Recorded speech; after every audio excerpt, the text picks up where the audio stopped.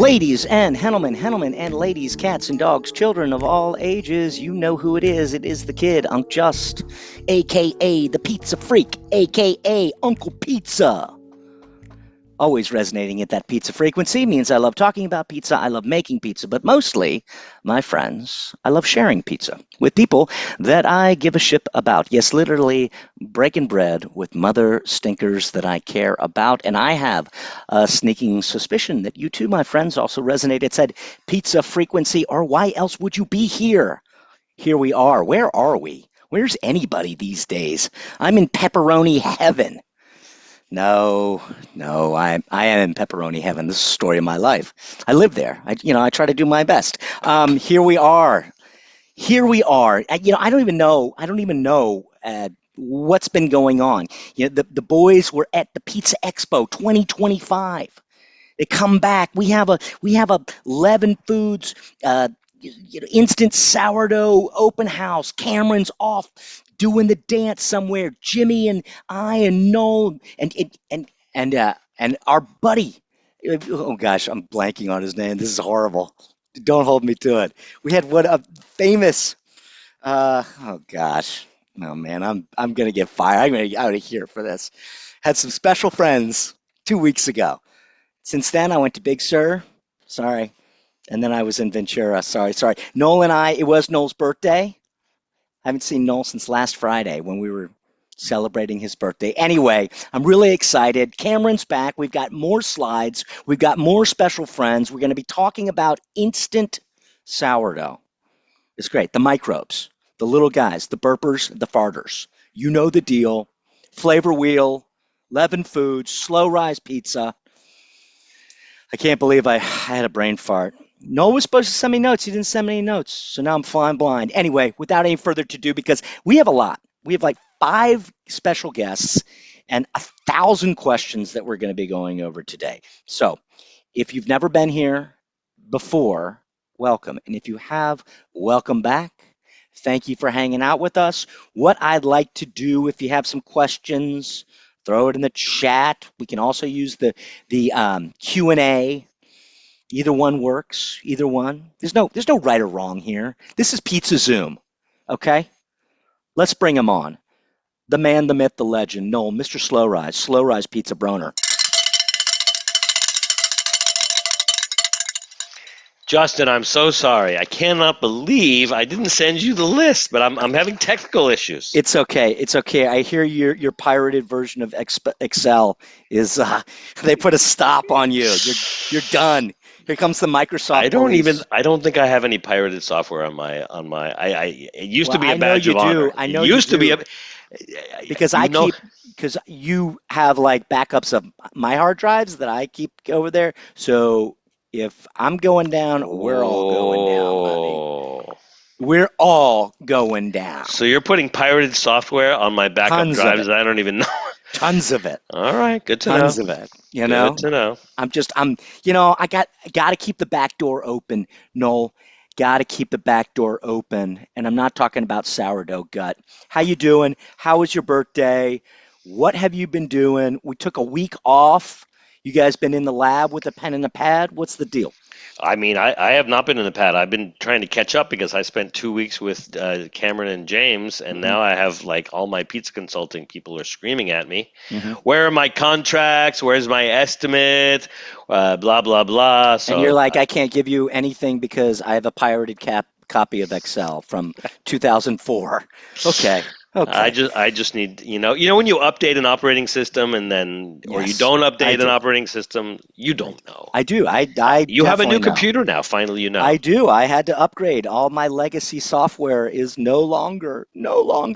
I hope you had a wonderful Easter, Passover, all the good things. Got to spend some QT with the family. I've been working on the Beatitudes of Pizza Pie. Later, I'm going to throw them up as a Zoom background. Good. I think we got to get to the skinny here. We got a lot of brass tacks that we're doing. So let's map out the game plan and then we'll get rolling. All right. Okay. So this is gonna be a busy day. We have lots of special guests, which I'm always excited about because I don't have to do anything. except for a chat with these fine folks. So let's see. I just want to give a quick plug to Pizza City Fest. So Pizza City Fest, for those of you that don't know, is happening this Saturday and Sunday. Wow, Steve Dolinsky, everybody. So Steve Dolinsky hired me 2 years ago to launch the first of hopefully many Pizza City Fests, and I took him around town, introduced him to everybody that I knew from San Diego to to San Francisco. And so he had the bright idea that we should have a festival celebrating Southern California's best pizza makers, and so I helped him. I helped him do a lot of things. Me and a woman named Carol Chin, who is the head of marketing for Pizza City Fest. She's a long-time kind of a food spinstress, if you will. She probably would not appreciate that term, but she's been working for the best chefs in restaurants forever. So he called her, she called me. We did a bunch of tastings and got the ball rolling on year number 1, at which you worked, Justin. Thank you again. I was a mad facilitator down there. We had the pizza. What were you doing? The pizza lab or something? We had David, and we had Luigi, and we had, who else did we have? We had we had so many people. The bros from we had Quarter Aaron. Sheets. Yeah, we had. So the idea behind that was that for people who didn't have booths, we had people come and pop up and do cool stuff, pizza adjacent stuff. And so we were just trying to I was trying to come up with just fun ideas that would bring excitement to the venue, because everybody else was just doing straight up pizza. If I remember correctly, Justin had a line around he was making. He did. And everybody else was playing catch up. Anyway, are you going to be there this weekend? Are you doing anything? You doing any talks or anything? On Saturday I'm going to be doing a panel, which is what I did last year, called the Dough Whisperers, and I'm going to be on with a couple of special guests, and we are going to be interviewed by Karen Palmer, who is a pizza journalist. She's awesome. I have a meeting with her tomorrow on that. Great. And then on Wednesday, I'm going to be doing a couple of TV appearances on local news to try to, I think we're 90% sold out, so we're going to make sure we sell the last 10%. And so that's something that I've done each of the last 2 years. I think last year I went on with Justin from Apollonia's. And this time, I'm going to be bringing one of my clients, Ryan from Rip Beer. He just opened his second location down in Huntington Beach. He's killing it. Awesome. So he loves to smoke meat. So he's going to be smoking some awesome brisket, I believe, for the event. So we're going to go live on Fox on Wednesday at 11:30, and we're going to bring them pizza and tell them about what we're doing. Great. So anyway, just wanted to let you guys know, if you intend to come or haven't decided yet, you should buy your ticket soon, because I'm pretty sure it's going to sell out. And you've got my ticket, and you said you were going to score me some cheese, right? Well, I don't know about the cheese, but we have a ticket for you. And by I mean a surprise donor has donated a ticket for you, Justin. Hey, I'll take it. I'll take surprise donors. We'll talk about that later. Later. All right. So real quick, what did we do last time, and what are we going to do today? Good question. So we had a special guest whose name I could not remember, Jonathan Goldsmith. Yep. Excellent. Yes. Okay. So we had. I didn't have to look at it. I didn't have to. Are you going to let me answer the question? I just remembered. I'm going to mute you. I'm going to mute you. You might want to. I'm going to unco-host you. All right. So last time we had Jonathan Goldsmith on, and the reason that I wanted to launch this new series of classes with John Goldsmith was that I'm going to take all of the customers and would-be customers through a series of recipes that I deem to be the baseline recipes for Leaven Foods products. And the reason that I'm doing this and the way that I'm doing this is very specific.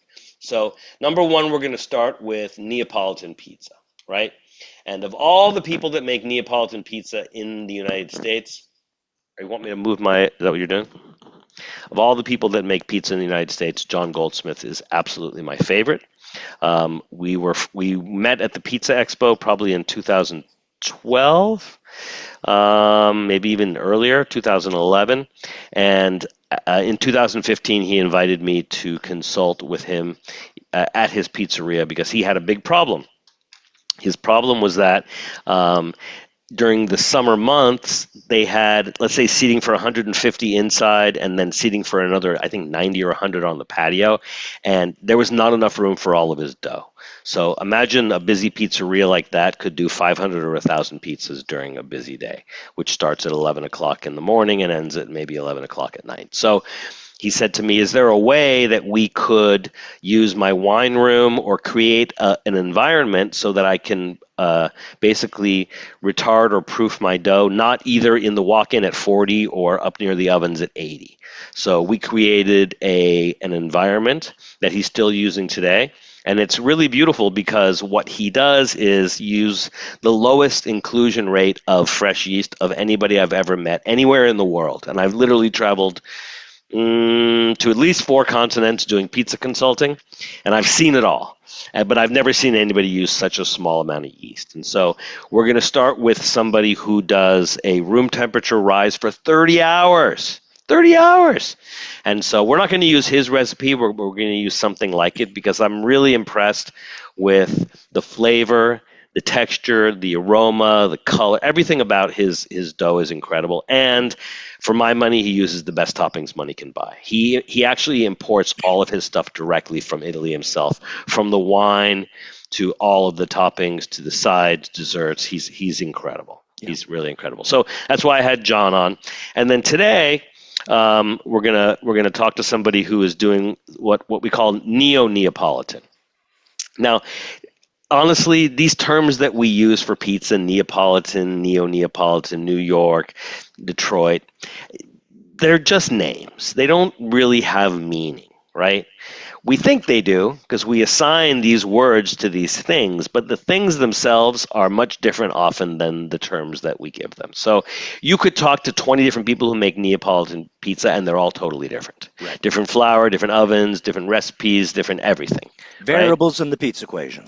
Thank you, Justin. And so what Cameron and I have been doing is for everybody who's made purchases that are professionals or aspiring professionals, we've been setting up 15-minute Zoom meetings with them so that we can go over their recipes, formulas, processes, and make sure that everything they're doing meets my oversimplified idea of best practices, right? We don't want anybody doing anything crazy because if they're doing anything crazy and they try to do something crazy with the microbes, they're going to be like, hey, dude, your microbes don't work. And I'm going to be like, actually, no offense. It's not the microbes. At this point, we need people to color a little bit within the lines before let's learn the rules again before we start breaking the rules because we are kind of going into uncharted territory a little bit. Yeah. Good. So we're gonna talk later with a new friend, a new pizza friend named Daren, and Daren I love already, and I just met him because he is a brewer, and in my mind, brewers make some of the best pizza that I know. I love brewers. Well, okay, that's good to know. So we're going to talk with Daren, and when we were going over his recipe, it turned out to be the exact same recipe that I wrote for Leaven Foods as a Neo-Neapolitan. So great. Excited to talk with Daren. And then an old friend, yes? And then an old friend, Lee Hunzinger. So Lee I've known for many years. I was a fan of his from afar, watching him make pizza. At the EXPO? No, not at the EXPO. No? He was making pizza in I think, Houston. Although I don't know Texas very well, so sorry if it wasn't Houston. Maybe it was Austin. Maybe it was Dallas. Definitely wasn't Dallas. Yeah. I'm going to say somewhere between Houston and Austin. He'll correct me when he comes on. Sorry, Lee. Pizza Lee. Pizza Lee. So Pizza Lee also, I've worked with him at the Pizza Expo several times. I've never been to any of his pizzerias, but I'm a fan of his work. He is now I was going to say, can I please finish a sentence, Justin? No, he comes from a different background. I'm going to mute you. I'm going to mute you. He came up from Justin, you're 5 seconds from being muted. Stop interrupting. The coffee cup, the fingers. I'm literally muting you now. So Lee Hunzinger is a pizza consultant like I am, and one of the things that I want to talk to Lee about, besides Neo-Neapolitan, because he's cooked Neapolitan pizza, he's cooked almost every style of pizza on the planet and does them all well, but he also went from being one of those like kind of old school New York guys who just uses fresh yeast or active dry or instant dry to a guy who uses a pre-ferment called Poolish. And one of the things that we're going to start teaching people is how to make different pre-ferments with our microbes. So the idea over the coming weeks is we're going to teach you how to make a straight dough with our microbes, right? Or a direct dough, as some people call it. We're going to teach you to use our microbes to make different pre-ferments, the ones that maybe you're already using, or the ones that we're going to help you to understand would work best for your recipe, your formula, your schedule. So there's Poolish, there's Pat Fermenté, there is Biga, and there's different kinds of levain. There's a dry levain, right? Stiff levain and a liquid levain.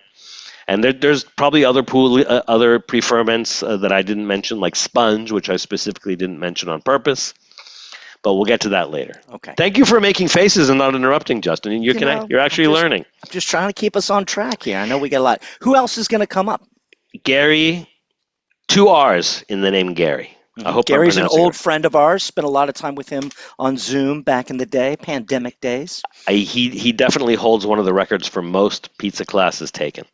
He's a good guy. I'm excited to see him. Yep. Also a pizza consultant, and so he bought some of our product, and we had a Zoom with him as well. Great. So I'm excited to talk with him about how he plans to use the product, and also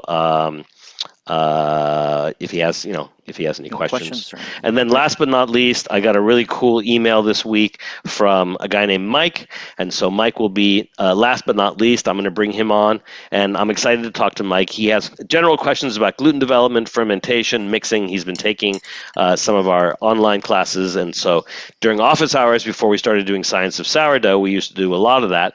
And long story short, he also bought some microbes and made some pizza. So hopefully he can share some of these questions, and maybe he'll even share some photos of the pizza he made with the microbes. How exciting is that? That is very exciting. I cannot wait. I've only seen your photos of using the microbes, so I am excited to see out in the quote-unquote wild. Why don't we do this? Let's bring Cameron on, because I know he's got another little presentation that I want to run through that can hopefully answer some of these questions before we bring everybody on. So Cameron, if you're there, my friend, come on down. There he is. Cameron Martino, everyone. Welcome. We missed you last week, my brother. I was busy. 2 weeks ago. 2 weeks ago. 2 weeks ago. You're busy? You're running the marathon? I was packing bags and shipping microbes. Shipping those microbes, huh? Real quick, before we get into this Leaven Foods slideshow, I'd like to ask you, how was the Pizza Expo, buddy? I haven't had a chance to talk to you. It was awesome. I think, I was an attendee twice, and this time I got to be there as somebody showcasing, thanks to the grace and generosity of Bianco de Napoli. Let us hang out at their booth and sling some microbes. Just super kind of them as a exhibitor. And it was an awesome experience. I think seeing the community of pizza people and how much everybody loves to see each other and how close everybody is there, it was pretty awesome. It's an awesome community of people, pretty rare in most industries, I would say. That's why we say breaking bread with mother stinkers that we give a ship about. Okay, I'm going to jump off, let you and Noel wax phyllo dough for a moment, and then we'll go into the slideshow, okay? Awesome. Bye, guys. Well. Here we are again. We're back. You're back. I'm back. So I think we missed you. You weren't at one Zoom entirely. Was that when you were traveling? I was moving boxes. Oh, James had to fill in. I was physically moving boxes. If anyone is wondering how the fulfillment is getting done, just look behind me. That's how it's getting done. You don't have a team? You don't have interns, microscopic interns? Hey, the boss is here to fill the boxes and ship them too. Good. Excellent. That's what I like to hear. If I were closer, I'd come help too. Awesome. All right, good. So let's see here. I'd want to just start by saying that this, without letting the proverbial cat out of the bag. The presentation you're making today is a very, very, very short version of some of the material we're going to be exploring in the coming weeks and months. And so I know people are going to have a lot of questions. I know I'm going to get a ton of emails like I always do and DMs like I always do after these classes, whether people watch them on YouTube or live. And we will be answering a lot of these questions in the future. So if there's any questions that don't get answered immediately, rest assured that this is just kind of an introduction into the way that we're thinking about using our material. And also, what's exciting to me was that I gave you some documents that I found on pizzamaking.com probably, wow, I mean, when I started making pizza in like 2007, I think I was on pizzamaking.com and I was on Adam Kuban Slice, and those were really the only forums for do-it-yourself pizza makers and even professionals. There were a couple of professional sites, but no offense to them, they were terrible. They were terrible. So I always found that the home bakers and do-it-yourselfers were doing a better job, and that was part of that community back in the day. And so I forwarded you a couple of documents when we were trying to figure out how shall we allow people to use our microbes in a way that allows them to figure out, all right, if I have this much time and these are the temperatures and this is my current recipe, how would it work? And so I won't say anything else other than to say that you made a presentation to me just on a Zoom the other day that blew my mind, and that's not the presentation you're going to make today. But maybe you could talk a little bit about it while we're chatting, because your background in science is deep. And so I don't know what you do. I don't know what you've done in the past. I don't really know what a microbiologist is or does, but I saw a little glimpse of how you took these little charts that I sent you, and I was like, hey, can you help me figure a few things out? And you just blew them out of the water. So I found it very impressive and also very informative. And so I'm looking forward to building out some of these models that you're going to introduce to us. And I'm super excited about this presentation. So without further ado, let's do it. Are we full screen? To me, you are, yeah. Yes. Right. Beautiful. It worked the first time. Okay. Like you said, Noel, there's these beautiful charts on pizzamaking.com. So credit to TX Craig 1. I don't know if you know his real name or if he wants that released, but he made these awesome charts you sent me because we were trying to figure out how are we going to communicate to people and help people use the product. And there's all this awesome resources out, for instance, dry yeast, right? Because it's been used for 200 years, but we are starting at zero. So how do we help people use the product better? And, one of the things we talked about was translating something like this, like these charts, in a similar format for our product. And like you said, basically what these are is if you have a time or a temperature, you can figure out the amount of yeast to use. Or if you start at the amount of yeast and the temperature, you can figure out time. You really just need one of these or two of these three variables to figure out the third, right? So you have one on the rows, which is temperature, one in the columns, which is the amount in Baker's percentage of yeast or starter on this side. And it will tell you the hours here in the values for how long it's going to take to ferment. And so we wanted something similar, right, Noel? Yeah. Don't go to the next one yet. All right, question. Do you have any questions, Noel? Yes, I do. Thank you for asking. So question number one actually came from Justin while we were kind of like doing our little dry run as we do before you all show up every week. And it had to do with these actual charts themselves. And Justin's like, give me the link so I can put them in the chat. And I said, I'm not so sure I want to do that. I mean, I can see the URL right there and people can go on to pizzamaking.com and find them. But here's the thing, I'm not trying to be coy, but I'm also not trying to make it easy for people. And I'm going to tell you why real quick. anytime that you make a ratio or a percentage or try to define a relationship between two different products, you are making certain assumptions, right? And unfortunately, these charts, as good as they don't account for so many assumptions that if your assumptions and my assumptions differ by one or two or more, these charts don't actually work, right? And so when I was a young pizza maker, I found these and I thought that I had discovered like gold, right? I was like, here it is. All I have to do is plug in, this time, this temperature, and it'll tell me how much instant dry, how much active dry, how much fresh yeast, how much levain. This is great. And I thought that these charts would do all the work for me, right? So I would show up at consulting jobs and I would have it all figured out even before I did anything. And guess what? They didn't always work. So the reason that I really don't want to have people use these for our product is that for the same reason that we're having meetings with people about their inclusion rates, their recipes, their processes, and you have created an awesome dough calculator, and you can just plug in what kind of yeast you're using, how much flour you use, et cetera, and it'll tell you how many grams of microbes that you should use. And that's a great tool, but it doesn't account for all the assumptions, and that's why we're having the meetings with people. And so in a perfect world, Cameron, and I'm sorry to cut you off, but I want people to understand, nobody can do better work than TX Craig. Nobody. He's the man. He inspired a whole generation of pizza makers, right?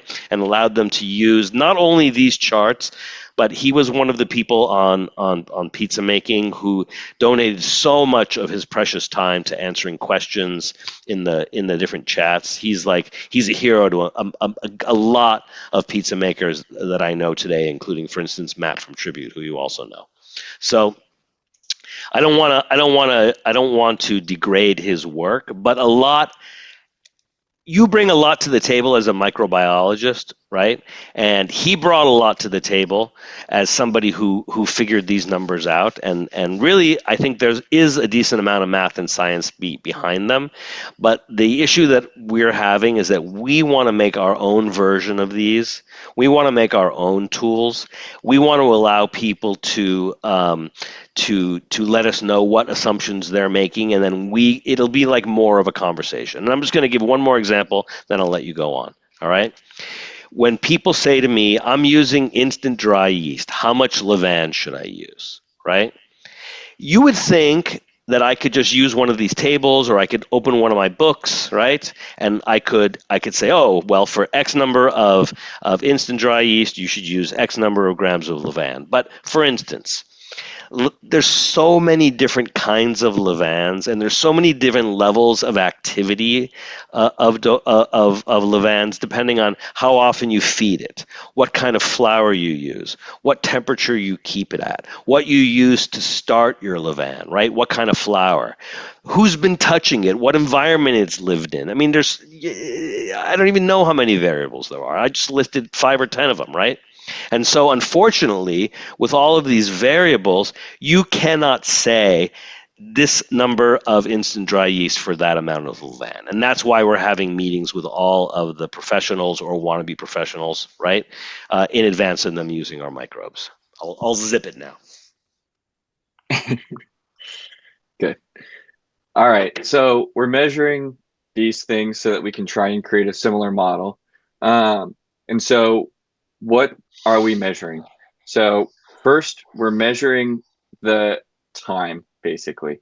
So we're measuring the amount of time that a poolish or a biga or a dough starts in this lag phase. So nothing's happening. And then how much time it spends in this exponential phase. So it starts to grow, grow, and grow. And then it hits a stationary phase where it stops growing, right? And stays kind of at the same level. So how long does that last? And then also, at what time does it start to decrease? We don't really care how long this decrease is, so we're not really measuring that. It's just kind of where does this start is what we're interested in. And what are we measuring that across? We're measuring it across different hydrations.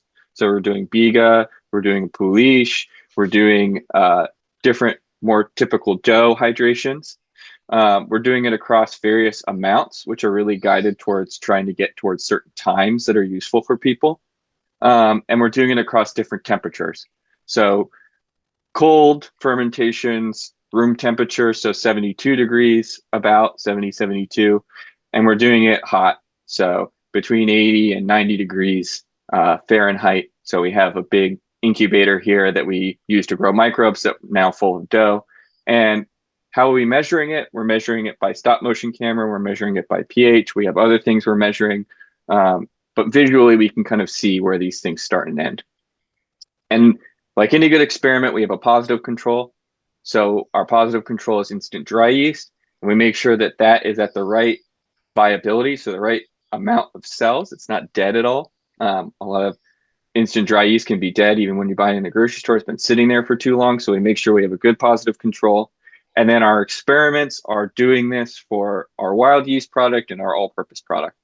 And we're doing this over as many variables as we can manage over a period of a few weeks. Questions, Noel? Oh, thank you. Thank you. Yes, I do. I do have actually just a quick comment. So when I was a young baker and I was in baking school and I was reading lots of books, one of the things that used to confound me is I would take a book like this one here. This was my first favorite baking book, Advanced Bread and Pastry. And in Advanced Bread and Pastry, there's a chart there, right? And the chart says, there's a lot of charts. One of the charts is a Poolish chart, right?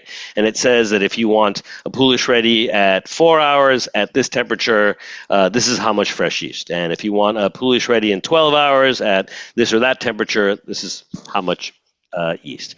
Same thing for, let's say, an 18-hour, right? And I'm like, great. And then I go to another book and I see the same chart, but they use different yeast amounts and different temperatures. And I was like, well, they can't both be right, can they?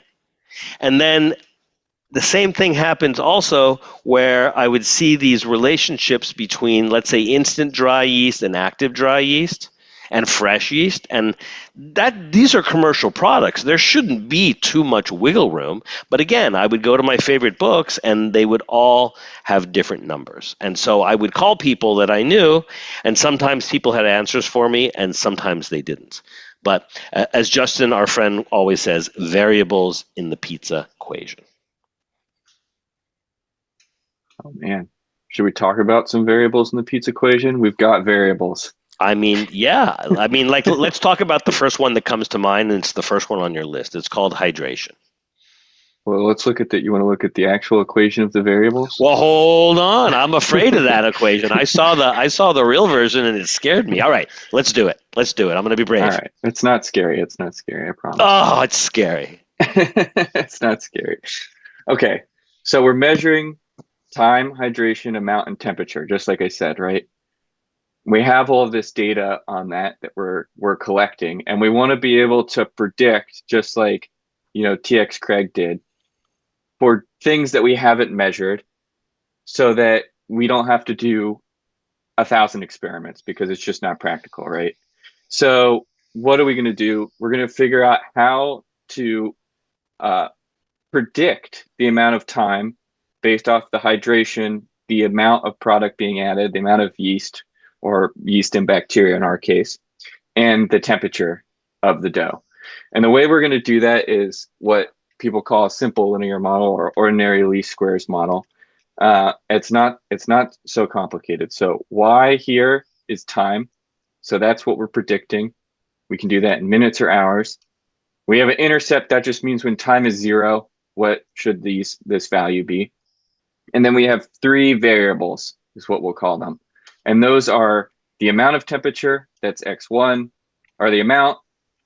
X2 is the temperature, and X3 is the hydration of the dough. And all we're figuring out is what these numbers, beta 1, beta 2, beta 3 should be, so that we can multiply them versus the amount, the temperature, and the hydration, plus this number to get the right number of hours. So if the hour is 1, what should these numbers be multiplied out?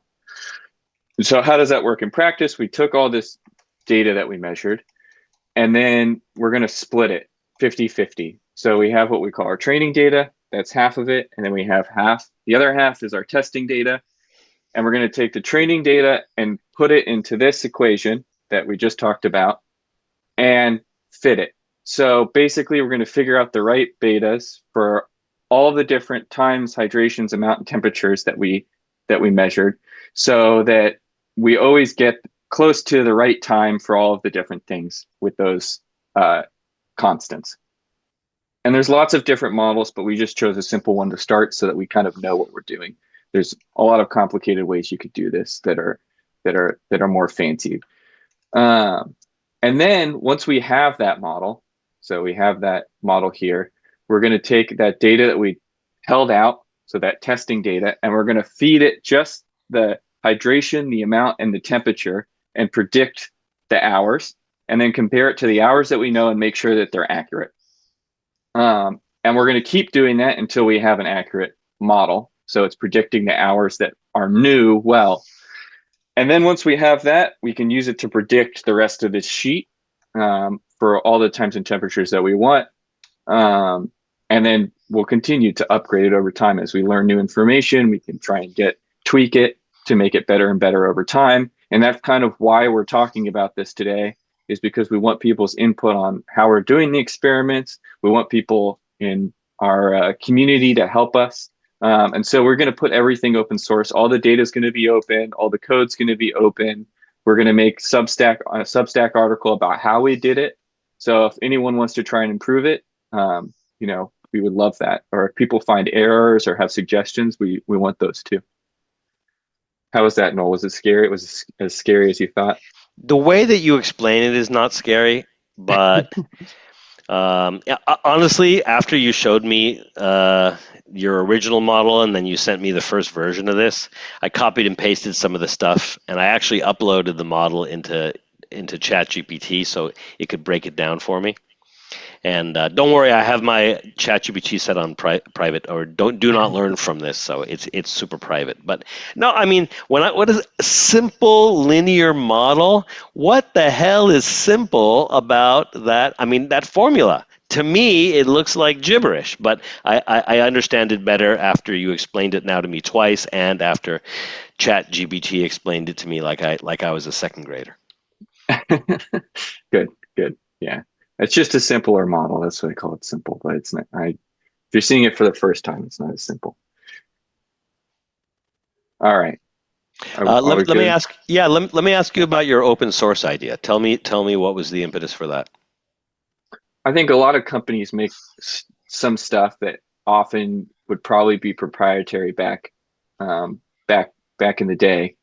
Open source, meaning that it's completely open. All the data we collect will be open to the public. All the code that we write and all the equations that we fit and models that we train will be open to the public. And the reason for that is that there's a lot of smart people out there who come up with their own ways of improving these things, and it just benefits everybody. There's nothing proprietary about what we're doing here. We're not reinventing the wheel, really. This is pretty tried and true methods. So I think it's just allowing people to see how we do things and question it. Will only make it better, Love it. Yeah. I'm just going to go back and just say one thing. Another of the reasons I'm going to reach out to TX Craig this week, actually, because we were going to do a class together during COVID and it didn't work out. But I think he would be very interested in what we're doing right now, especially that we're referencing his work. I forgot my stream of thought, so I'll get back to you on that. Sorry about that. It was a long day. You're good. An early morning. You're good. All right. So the end goal here, to wrap it all up, is we're going to have basically a chart or a version of this chart where it's user friendly, where you can input how many hours you're aiming for, what the temperature you're holding your dough at, or what your dough temperature will be while it's fermenting, and the hydration of the dough, and our estimation on how much of our product to add for our different products. We'll add error in there. So we'll have some measurement of this is our best guess. Like Noel said, it's not going to always get you 100% of the way there, but it's a good start point. It'll get you 90 or 95%. If we're lucky, 99% of the way there, so that people will have a good guide on how to use the product. better than our just multiple of instant dry yeast right now. Something that's a little bit more nuanced and also useful, more importantly, for pre-ferments. So if you're making a Poolish or a biga, or if you're making a starter overnight, I guess we're calling that a sourdough Poolish. I'm not sure. We're still figuring out what we want to call it. You'll have a guide on how to do that, so that you can fit it into your schedule more easily, without me and Noel visiting you on Zoom. Not that we don't want to stop doing that. We love talking to everybody.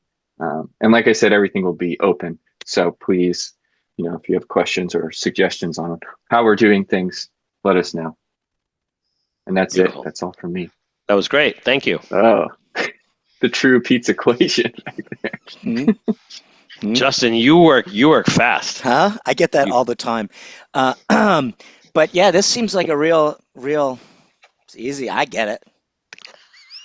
It's just BO, BXX plus this and magic. No, but I love this. It's the community coming together, open source pizza making, new microbes. Let's go friggin' team.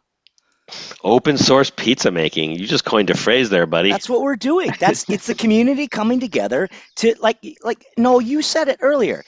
The only thing that's come out new in pizza in the last year is just funny names that we've come up with for different quote unquote pizza styles, which are just kind of like a little bit more cheese, maybe doing a different pan a little bit. This is a new way to coax more flavor and really save you time, energy, and money once we figure out the variables in it. So what better way to do it than open to the pizza community that already on pizza, the pizza forum this is what dough dorks and pizza heads love. Anyway. Speaking of dough dorks and pizza nerds. We got them limed up, all right? Yeah. Cam, it's interesting stuff, dude. It's obviously beautiful. I'm really excited. And I know that we're just trying to make it accessible and digestible. And I really appreciate the transparency and the willingness to let's make pizza. Let's like Bianca said, you burn, you learn. Noel, who you want to bring on? How about let's bring on Darren first, and then we're gonna bring on Lee. Copy that. Darren, if you are there, my friend, blue bell in you. Let's turn on. There he is. Darren. Hello. I'm gonna jump off, let you guys have edits. Darren, how are you, sir? Good. How are you doing?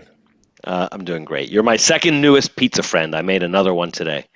Oh, nice. But it was great to meet you over Zoom. It's great to see you again over Zoom. We've never met in person. One day we're going to share some beer and pizza, but not tonight, right? Yeah, likewise. Great. So thank you for purchasing our product, and thank you for agreeing to meet with us over Zoom. We had an excellent meeting, and as I told you when I met you, I thought that when I went over your formula, I said, man, this is good formula. In fact, it was almost the exact formula that I wrote, and I'm not ringing my own bell, tooting my own horn,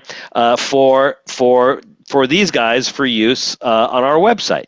And so, as I mentioned earlier, we talked with John from Spacca, Napoli a couple of weeks ago because we're going to launch with a Neapolitan recipe with an extra low inclusion rate. And then the second style of pizza that we're going to do a class for is what some people call Neo-Neapolitan. And when we were looking at your very low inclusion rate, I thought, this guy would be perfect. Let's see if he'll agree to come on, and here you are. So before we get into the nitty gritty, I wonder if you would just give people, a 30-second kind of recap on, what you do, how you got on the pizza, etc. Sure. A brewer by trade. I've been brewing for about 10 years, originally from California, and then that's where I got my start in brewing. And then I made my way to Southeast Asia. That's where I spent most of my time brewing in Vietnam. And then, the pandemic happened. I ended up in Portland, Oregon. And I've been here ever since. And thank you for getting me through the pandemic with your videos, because they were very helpful. I needed something to do because there was nothing going on. I couldn't brew. So I was like, you know what, might as well pick up a new hobby. And obviously pizza making, the barrier to entry wasn't as difficult because I had at least some experience, obviously. I learned the metric system, which was very helpful being in in Asia. Actually, the brewer that I learned from was from New Zealand, and I started to speak to him in imperial units, and he's like, "Nah, mate, it's not going to work like that." No. And yeah, I thanked him for it because ever since then, it's like everything is in metric, and it makes the most sense that way. Sure does. Yeah. Any breweries that you care to mention that you worked at, owned? Oh, sure. I mean, I got my start in Ho Chi Minh City, or better known as Saigon. That was at Heart of Darkness. Heart of Darkness. That was my first start in Southeast Asia, and then after that, I got to open a brewery from scratch, from the ground up, which was definitely interesting. I'd never done taken on a project like that before, and that was called Seven Bridges. It still exists today. And now I am at Foreland Beer in McMinnville, Oregon. It's in the wine country in Oregon. How do you spell that? Foreland, Foreland. Got it. And what do you do there? I'm the head brewer. Head brewer, I love it. Head brewer, yeah. And what kind of beer do you specialize in? Mostly lagers and hoppy beer. Love it. All right. Well, when we're done talking, maybe you can put some links to some of those in the chat for people who want to check you out. And if you have a current Instagram for pizza making, it would be nice to know what that is too. And then I definitely need to make one. I need to move everything. I'm just saying. Yeah. So here's what I would love to do with you. I would like to maybe review whatever aspects of the recipe and process that you have chosen to make. And it's not really about today, it's not really about your exact recipe. The thing that I want to focus on is, why are you using such a low inclusion rate? What are the benefits? What are the drawbacks? What style of pizza are you trying to make with that? Right? Mm-hmm. And then as a brewer, as somebody who has a very profound understanding of fermentation, why did you choose sourdough? Those are some of the points I'd like to cover, and anything else you want to discuss in between. Sure. Awesome. You want me to start with the recipe? Whatever you want, yeah. Okay. I mean, I made dough last night, or yesterday, so I can go over the recipe that I made. There's like a slight variation to the one that I showed you, but like not much. Mm-hmm. Like I said, everything I'm doing is all ambient temperature. It's all room temp, and that's definitely like a big shout out, because I think the first time I even saw people doing this Neo-Neapolitan style, it was in the UK, Gracie's. I'm not sure if you've heard of them before. Gracie's, Vincenzo's, Patio Pizza, but mostly from Gracie's, James and Grace, and they're doing all room temp dough there. And I looked at I was looking at, I'm like, okay, they're in the UK. I'm in Portland.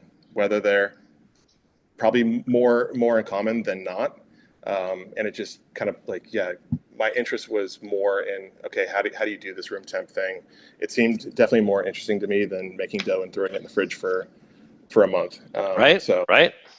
Yeah. I started with that. And then also the inclusion rate it kind of dovetailed with my brewing background, because that was one thing that I learned as a brewer, is like making really, really good beer. Sure, there's something that's called overpitching, adding way too much yeast. And the best beers that I was drinking at the time, all those ones had like very, very low inclusion rates, kind of like unheard of, like low. Sorry to ask. This is a question because I don't know that much about brewing. I have John Porter from Smog City as a close friend, and he's taught me a lot. But can you taste the low inclusion rate, or do you have to talk to the brewer to find out what their recipe is? I think you definitely do. I think the flavors come across a lot cleaner and brighter, especially if you're drinking. I love it. If you're drinking something like a IPA, I think it's really important, because I think if you add too much yeast, you overpitch. The flavors just get muddy. It'll be flabby. It's muddled. It's not very clean. It's not bright. I mean, you brought up Rip. They make incredibly good beer, right? And those guys are top class. Absolutely. So, I think it makes a huge difference, and also it affects fermentation too. It's not always like more is better. Like, you can actually have adverse effects of adding too much yeast. They get complacent and they don't want to do their job. So, not a good thing. I love it. I love it. Yeah. That's so interesting. Even I learned stuff in my own classes. This is beautiful. All right, so Go ahead. The 420 dough. I can just go ahead and rattle off everything. So Yeah, just give it to us in baker's math. sure. So flour, 678 grams. Water, 434 grams. Salt, 15.56 grams, or 2.3%. Yeast, 0.19 grams, or 0.02%. Oil, 6.78 grams, 1%. Total 1.134 kilograms.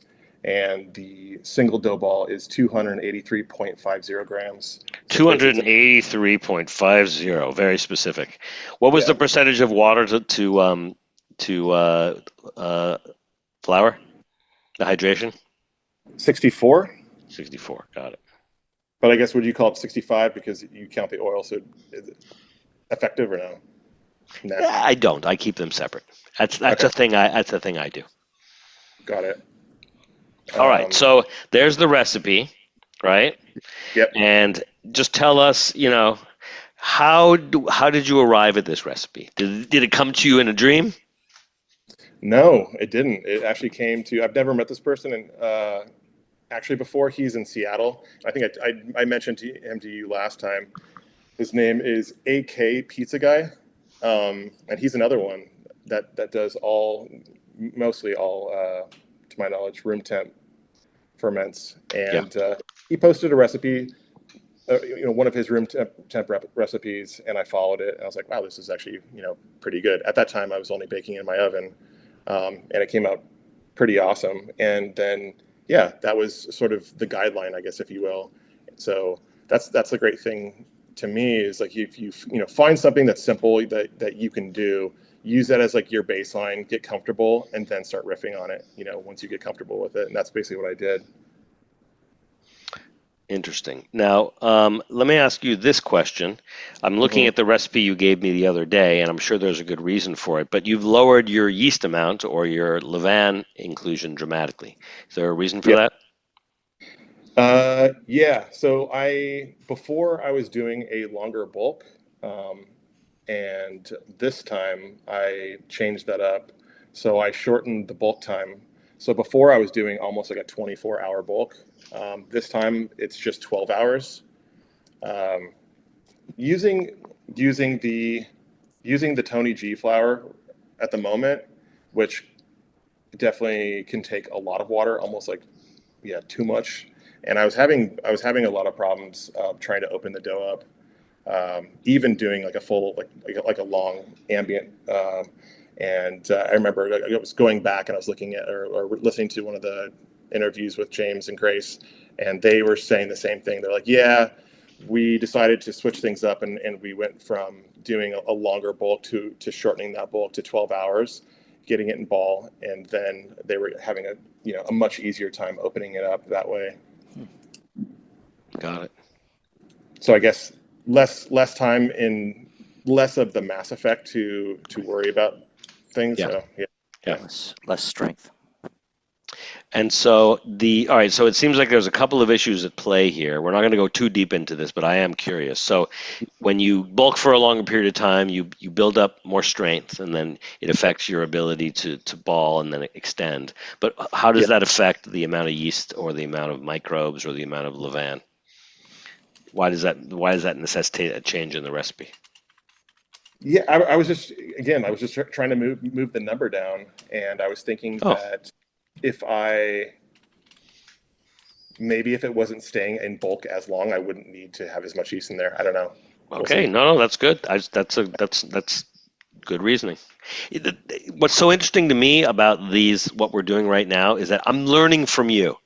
And it's really important because Cameron and I and James, we make a lot of assumptions, right? And it's a mistake I make a lot because I'm a non-scientist. And so there's a lot of things I don't know, and there's a lot of things I think I know.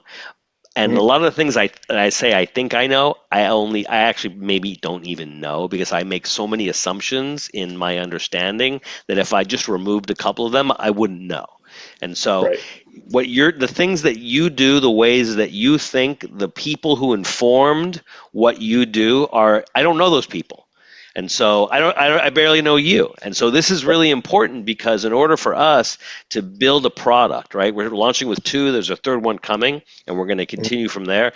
The initial users like you have to be successful. There's nothing more important than you making great pizza with these microbes and us learning from both your successes and your failures. So I appreciate all of the information you're giving. I also would like to bring on Lee Hunzinger but continue this conversation with you. Yep. Is there anything else you want to say before I bring on Lee? No. All right, let's do this. Pizza Lee, if you're there, come on down. There he I is. heard the bell. I heard the bell. The blue bell of Here pizzaness. we are. Hello, Hi, hello. folks. How are Lee, you? thank you for joining us. How are you? Yes. Oh, I've been here, but yes, I'm happy to join you, and honestly, tremendous honor anytime you ask me to join anything, Mr. Noel. Thank you. Oh, thank you. I feel the same way about you. You know, I was a big fan of yours from afar, and all the beautiful pizza and bread you were making back at Zoli's back in the day. And what was the name of that? Dallas, by the way, getting back. Not Houston. No. Not Austin, Dallas. See? Thunderbirds, was it? I got to get back to Thunderbirds. At one time, Cane Rosso had a location with the same company, the Wood-Fired Pizza, in Houston. So I did have a store that I oversaw, but I was based that was definitely why I couldn't remember. Definitely. Of course, of course. All right, so let's do a little quick dance for people who don't know you, which should be nobody at this point. Tell us a little bit about your history in pizza making, how you started back in New York, and how you ended up in Houston, and why we're on this call today. We'll keep it simple. Yeah, so growing up, I loved to eat pizza. I was a bigger kid, right? And when I was 13 years old, my parents bought a little pizzeria. She's about a mile away from where we lived on Long Island, New York. And needless to say, that's when I got into the pizza industry. That's when I made my first pizzas, or they tried to not let me. I was horrible. They said, keep the kid away. At any rate, but that's when I first played with dough, and here we are 40 years later. I'm 53. I live in Dallas now. I moved out here about 15 years ago for pizza and a job opportunity here. Just lived the life submersed in pizza, for many years. That tough. I loved it. I always loved it, though. Pizza for me was a lot of fun. Working in pizzerias was a lot of fun. I played a lot of sports. It kind of translated to the kitchens that I was working in as well. And that's why I stayed in pizza, because it was a lot of fun, and I got a little better at it, I guess, too, and that made it a little more fun. So now what I do is, I work for a big company here in Texas for 12 years, opened a bunch of restaurants, 3 different styles of pizza, concept wise. New York style. What were the styles? Yep, New York. New York style was Zoli's. Cane Rosso, wood-fired Neapolitan. And they have 8 or 9 now, I believe, of those locations. And then lastly, the first Detroit style pizzeria in North Texas. So, Thunderbird Pies, we opened a few years ago. Now I do consulting. Left the company a few years ago, and I do a lot of work with the Pizza Master Oven Company. Huge fan of their ovens, which I use in the restaurants, for years. So, that's where we are today. All right. So we're in the coming weeks and months, we're going to be covering Neapolitan. We're going to be covering New York. We're going to be covering Detroit's. And one of the things I wanted to talk to you today was about this idea. 2 things. I wanted to talk to you about your move from making straight or direct doughs into Poolish. So let's start with that, and then we'll talk a little bit about Neapolitan, Neo-Neapolitan New York, how all those styles kind of fit together. So let's. Where should we start? Well, I mean, for a while, I was trying to make Poolish and learn things by myself without Googling things, without asking anybody because I was too prideful, right? I'm going to figure this out on my own. And man, was I getting nowhere. I like the way I like the way my dough baked. I like the characteristics and the flavor, the color, the crispiness for New York style, or just the flavor in general, even for the wood fired pies. That was around for a couple of days. I would use that analogy. It's like my dough that was in the fridge for 3 days, was baking better. That I knew. I didn't have a refrigerator where I could make dough and be 3 days ahead of my dough to let it naturally ferment through that cold fermentation. So I was playing around with the Poolish on my own. Like I said, every once in a while getting, I got this thing nailed. And the truth was I didn't know what I was doing. And I actually saw, it was an episode on TV, and Brian Spangler from Pizza Shoals in Portland, Oregon, had one of the segments. It was like Pizza Paradise on the Travel Channel. And here he was. And I remember he says, it's not that people don't know how to make great dough. They don't know what's happening with their making dough. And I was like, that's me. This guy just pegged me. Might as well have been talking to me. And even my friends will say, you always make great dough. You were the dough guy. I was like, yeah, but I didn't. There were no scales, there were no thermometers, and I would make good dough. It was all eyeballed. That's how it was back in the East Coast. It was, we were adding salt or oil. It was like they had a cup with a line drawn, right? There was a bucket with a line. That was the dough. There were no temperatures or anything like that. So, at any rate, as God would bless me the day after I tell this story, and it's the day after I watch the episode and I'm making coffee and I have a message, the messenger, like a message request, and it's from Brian Spangler. And I'm like telling my wife, I said, this is a guy from the TV episode last night. Any rate, and as luck would have it, Brian was interested in learning Sicilians and some other stuff, and had been following me, and I had my opportunity to learn the Poolish technique the proper way. Boy, did I make out on that deal, Noel.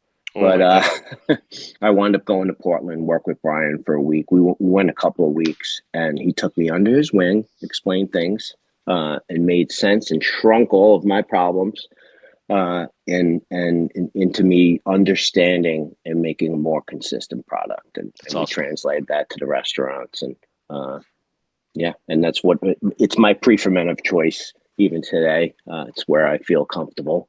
Yeah. Do a lot of teaching that way too. I find it, pretty easy to teach. It is. It's definitely one of the easier ones, and I'll get a lot of bang for your buck, right? Yeah, you do. So I was able to make that dough and manipulate the time. Right, I was making a next day dough. Yeah. That was our target dough. Some days it would go 48 and that, but it was packing the punch because of that Poolish and that accelerated fermentation, and made good dough better. Was what it was. And, good dough better. So if you had to say, what are some, besides the shrinking the time that you need, are there any flavors, aromas, characteristics that you notice about Poolish that you don't notice with maybe a dough that just uses, just straight yeast? A direct method like that? Sure. For me, it was definitely the smell.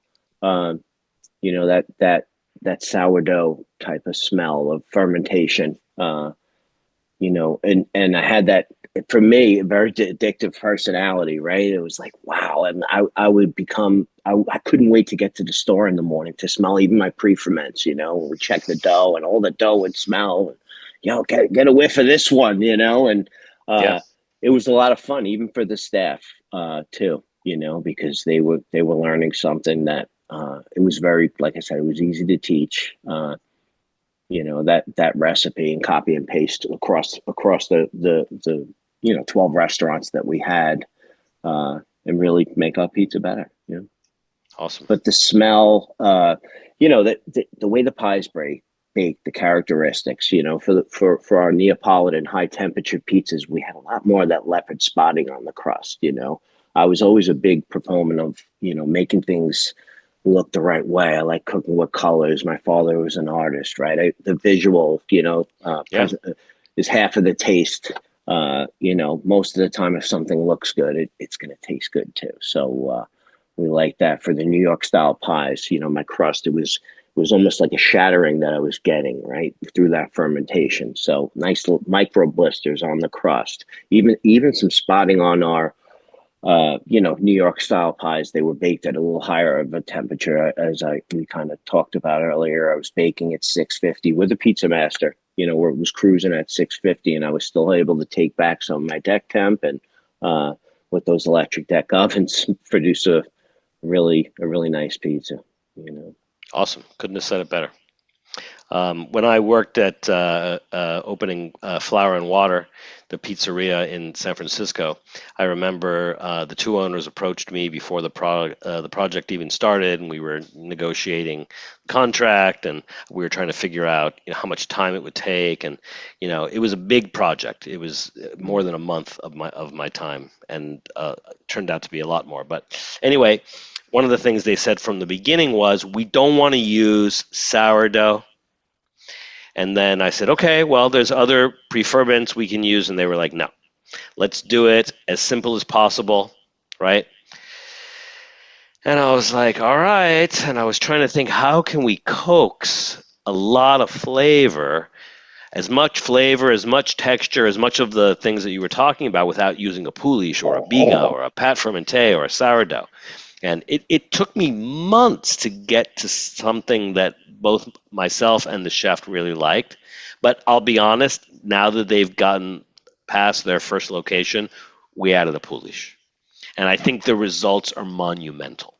And I understand when people don't want to use a pre-ferment because it can make things more difficult. It adds another variable to the equation. But I think a Poolish is a really simple thing to control, and that's one of the reasons why we're going to be rolling out some recipes with a Poolish. So for people who haven't cooked with sourdough before, using the microbes to make a Poolish might be easier in a lot of ways than feeding a starter, which is what a lot of people, which is what frustrates a lot of people, right? I mean, honestly, even some of the best bakers, professional bakers that I know, are often, if not frustrated by, then confounded by their own sourdough starters, right? So I think you have a lot of knowledge about this stuff, and hopefully we can do a class in the future where we. I mean, you've already done some classes with me, and I know that we did a class that was a Detroit-style pizza at home class with a Poolish. I'll put a link to that in the chat, and that's a really beautiful recipe. And I really love the way that you use it, and it's something you can do at home, and it's something that you can do on a mass scale, like you did in Texas. Right? And it's really, really easy to control. Yeah. So I'm looking forward to that.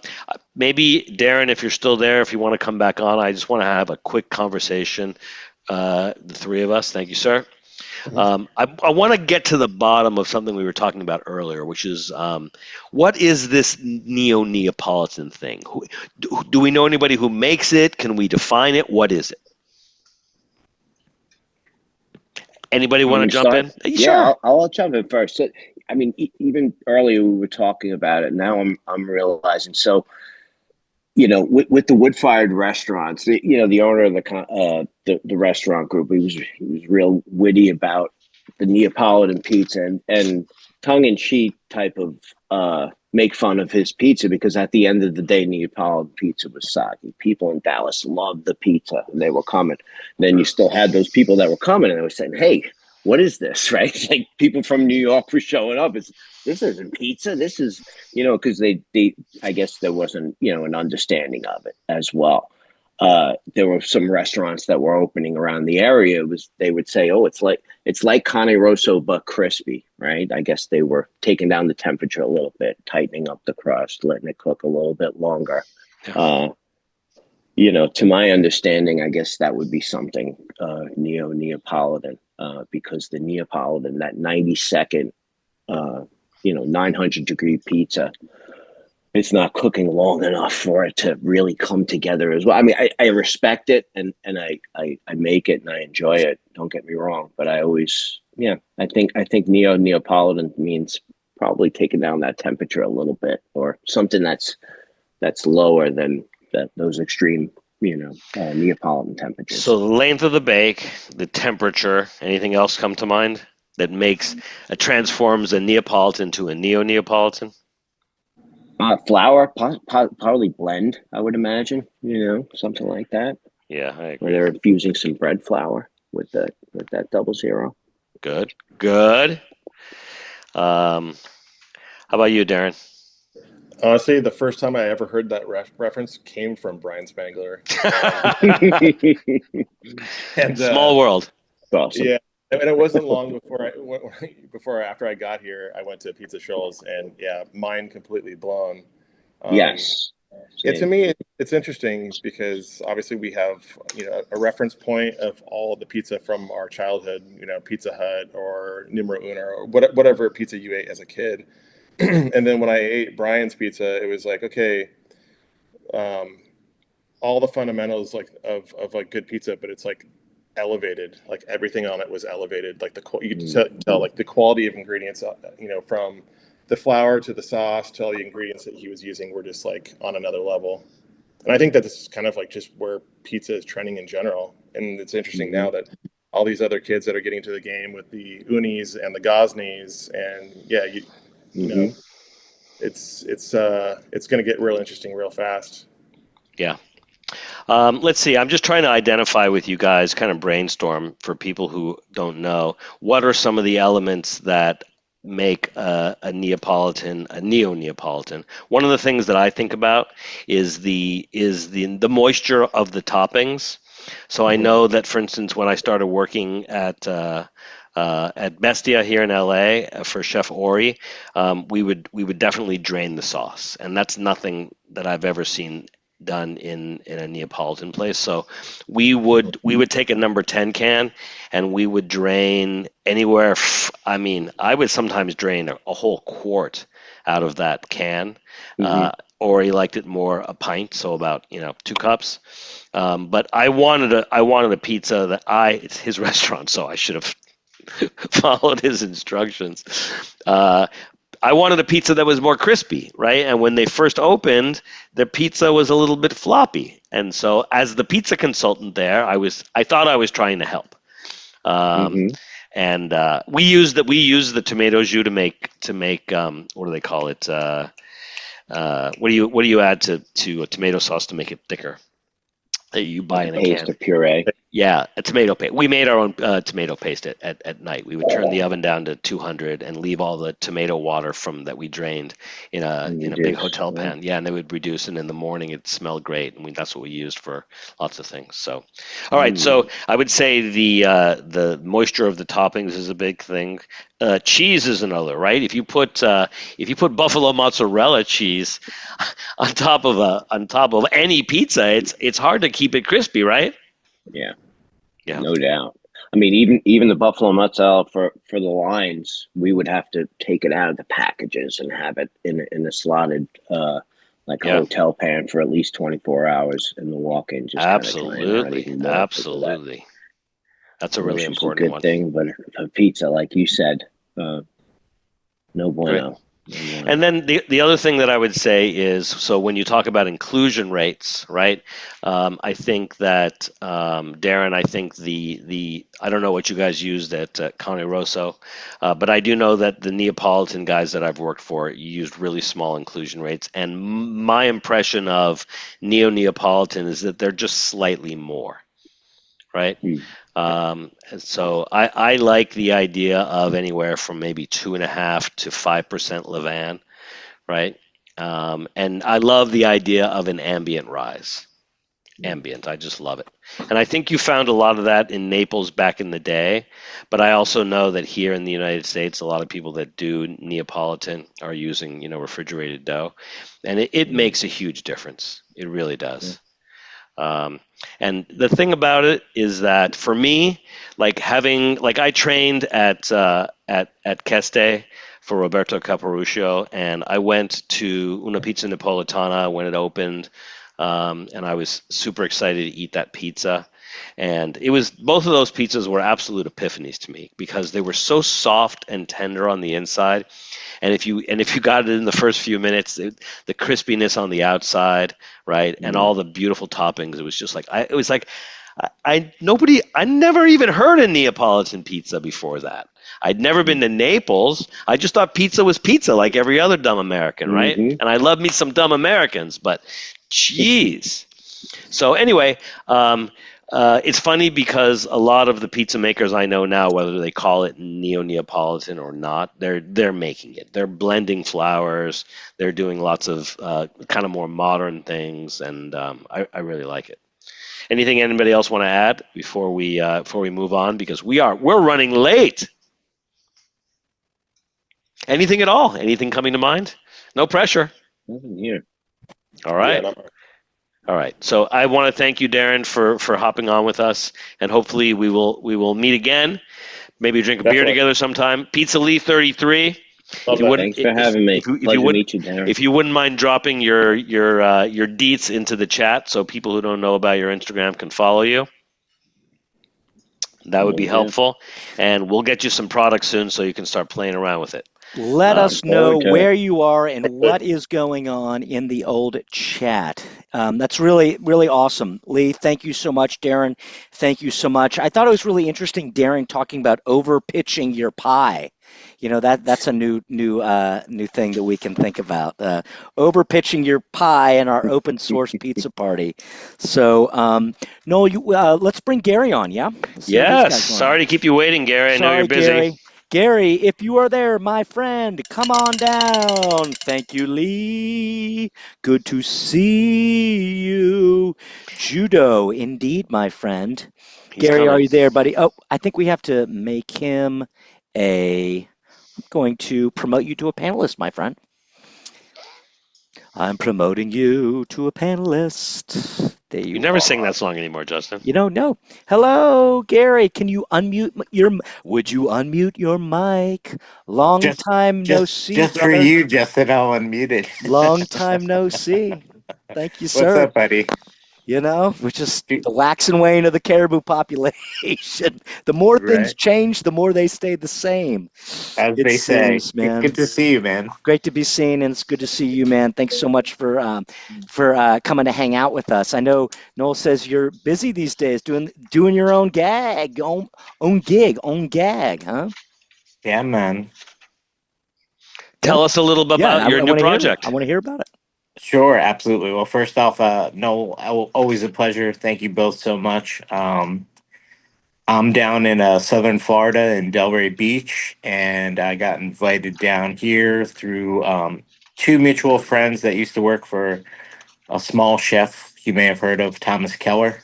And basically, my buddy referred me to another buddy and invited me down to launch this pizza concept. So it's called Gesto Pizzeria. It's once again in Delray Beach. And we've been open now for this will be 8 weeks starting today. Congratulations, brother. That's awesome. Thank you. Thank you so much. Yeah. And then prior to that, right before the new year in December, I did, there's this restaurant group called Casaduro. It was their 10th concept, first being a pizza. And then they went all out. Like all high end. It's beautiful. Check it out if you get a moment. Casaduro. And I was asked to come in and create the formula there for them. They had a brand new Mara Forni rotating oven, all Mara equipment, all high end stuff. Picked up the mixer from Fiero, which was a Mechnos Sud, I think I'm saying that correctly. But yeah, anyway, that's just been moving and shaking with that. And then also my contract's up here next month. So I'm headed back to Pennsylvania, and then my season starts for mobile catering and events. And that's been a really big thing for me. And it's a pizza experience.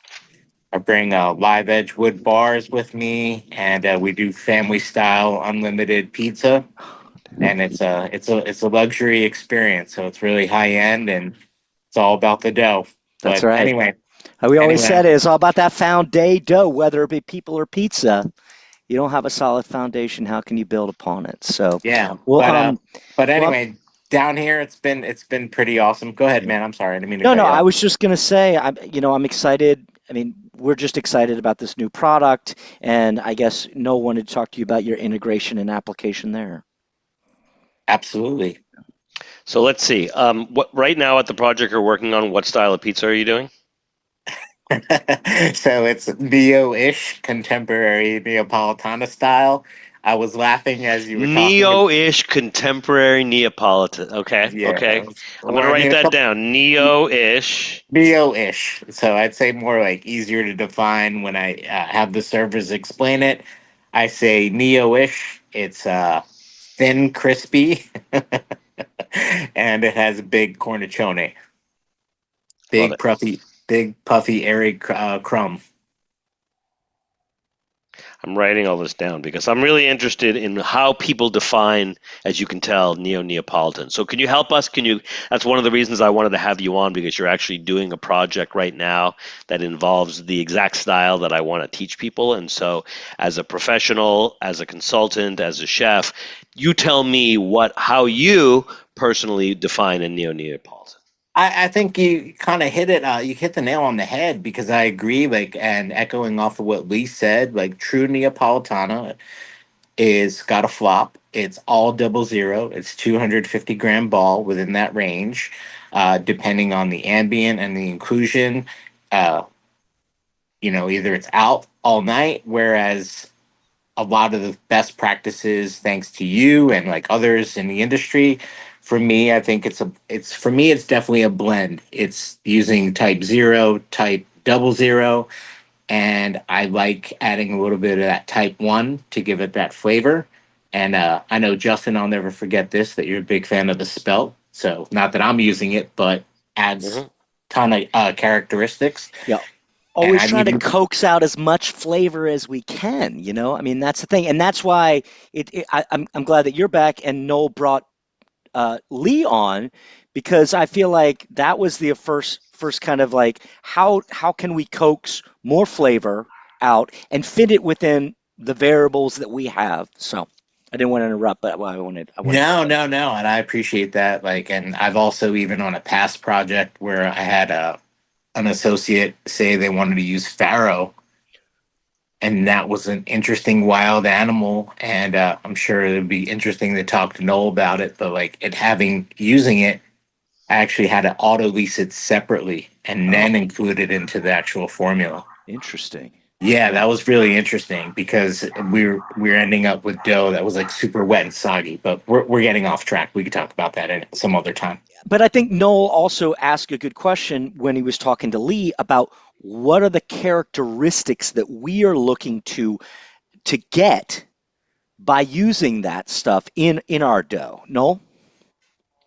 Yeah. So, what are the characteristics that we are looking for? Well, I think we've hit upon most of them.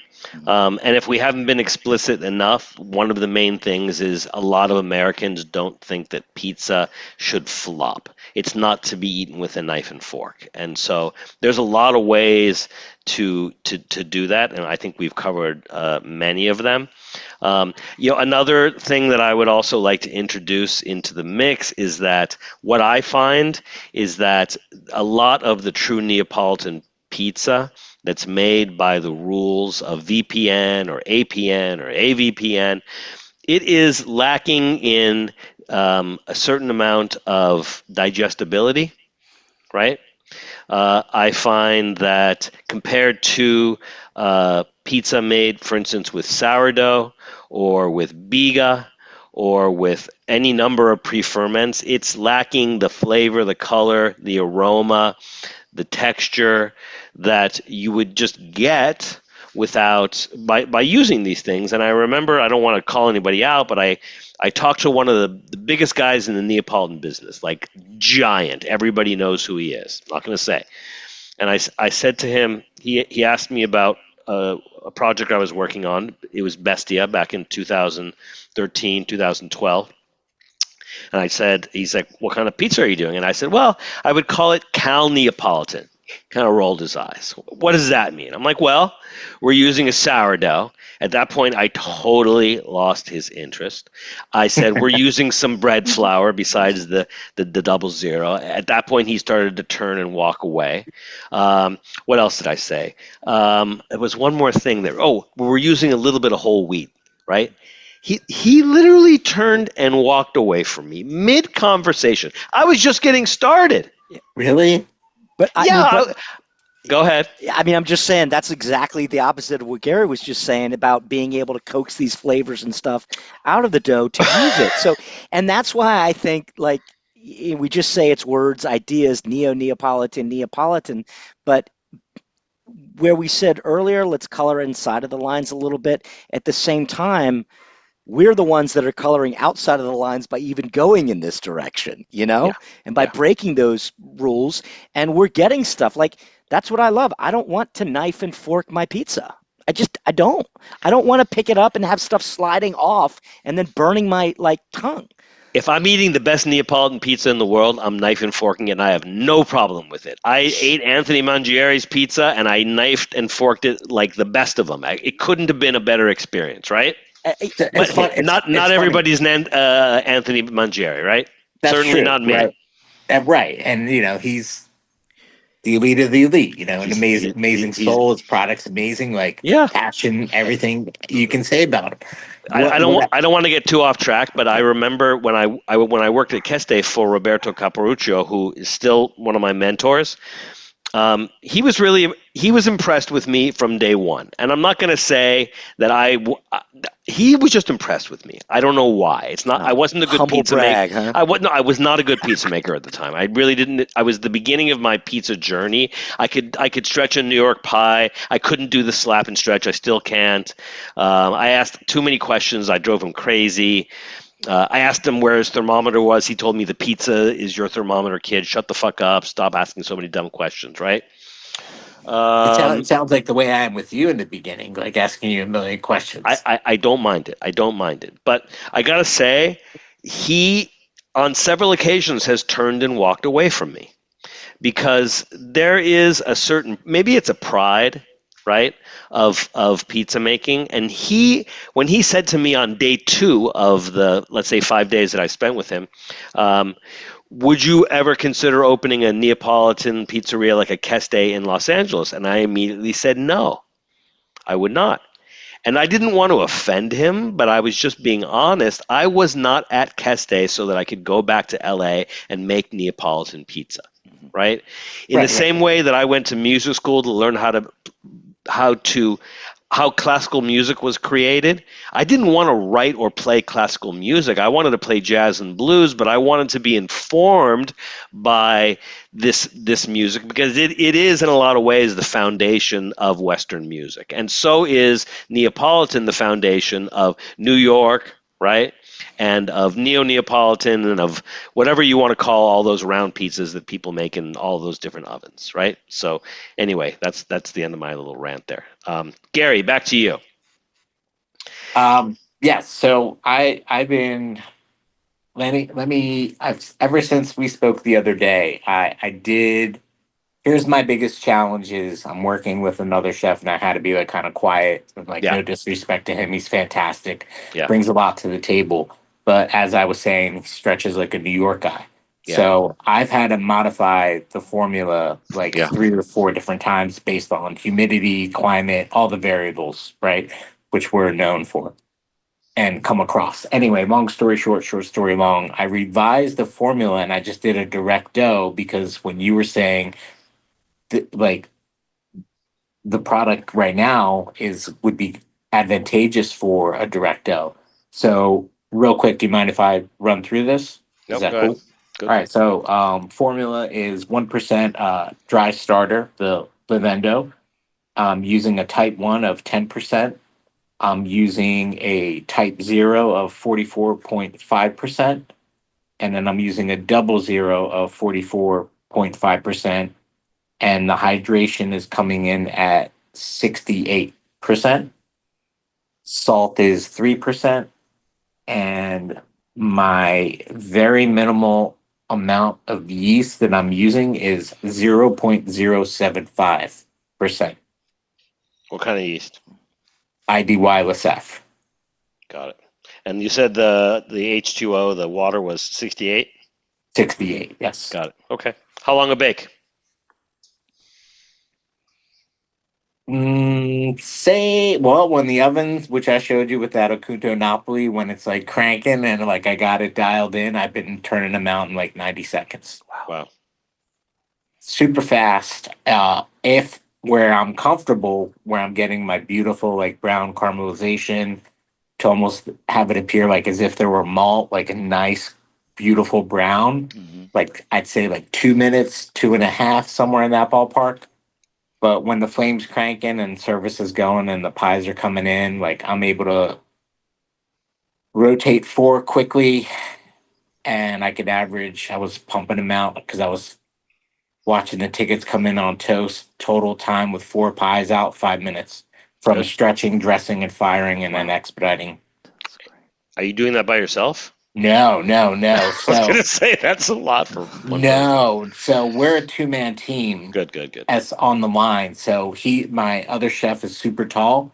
The previous owner of this oven must have been vertically challenged. I have to lean on the counter like this to get in with all my pizza peels and for launching.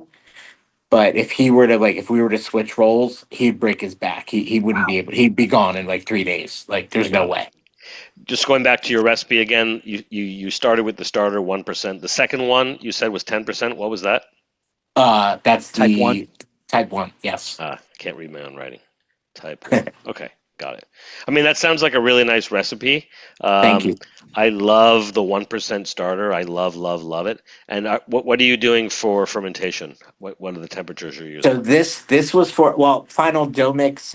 So here's the thing, because of where and all the variables that came into play. Yeah. I'm actually using almost 100. I'm reserving about 10% of the water for to add towards the end of the mix. I'm using straight ice.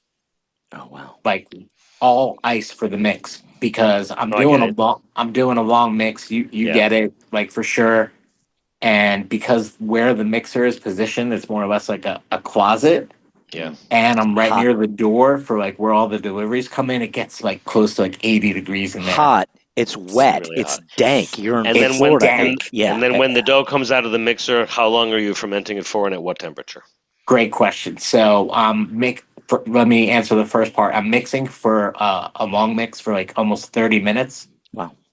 Then I actually let it auto lease for an hour.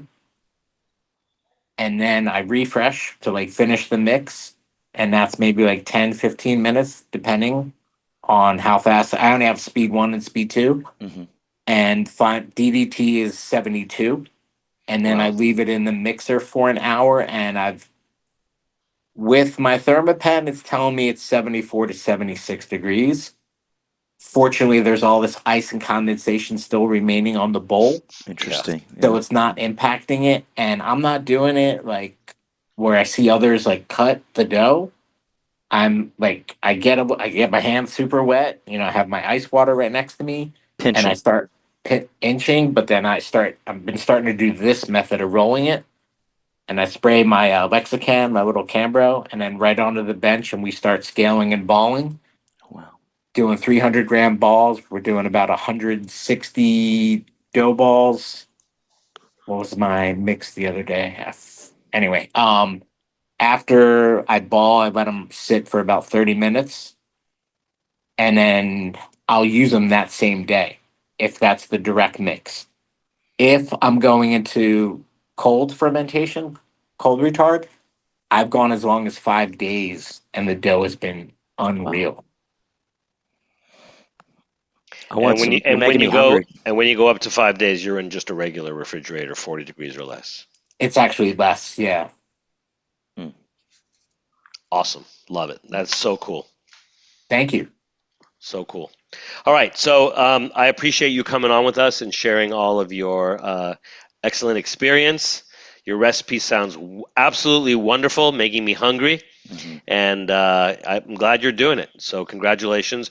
Before you leave, will you drop some of the links to some of the places that you're working, have been working, also your catering business in the chat, so we can include those in the show notes for YouTube, but also for people who are on with us now.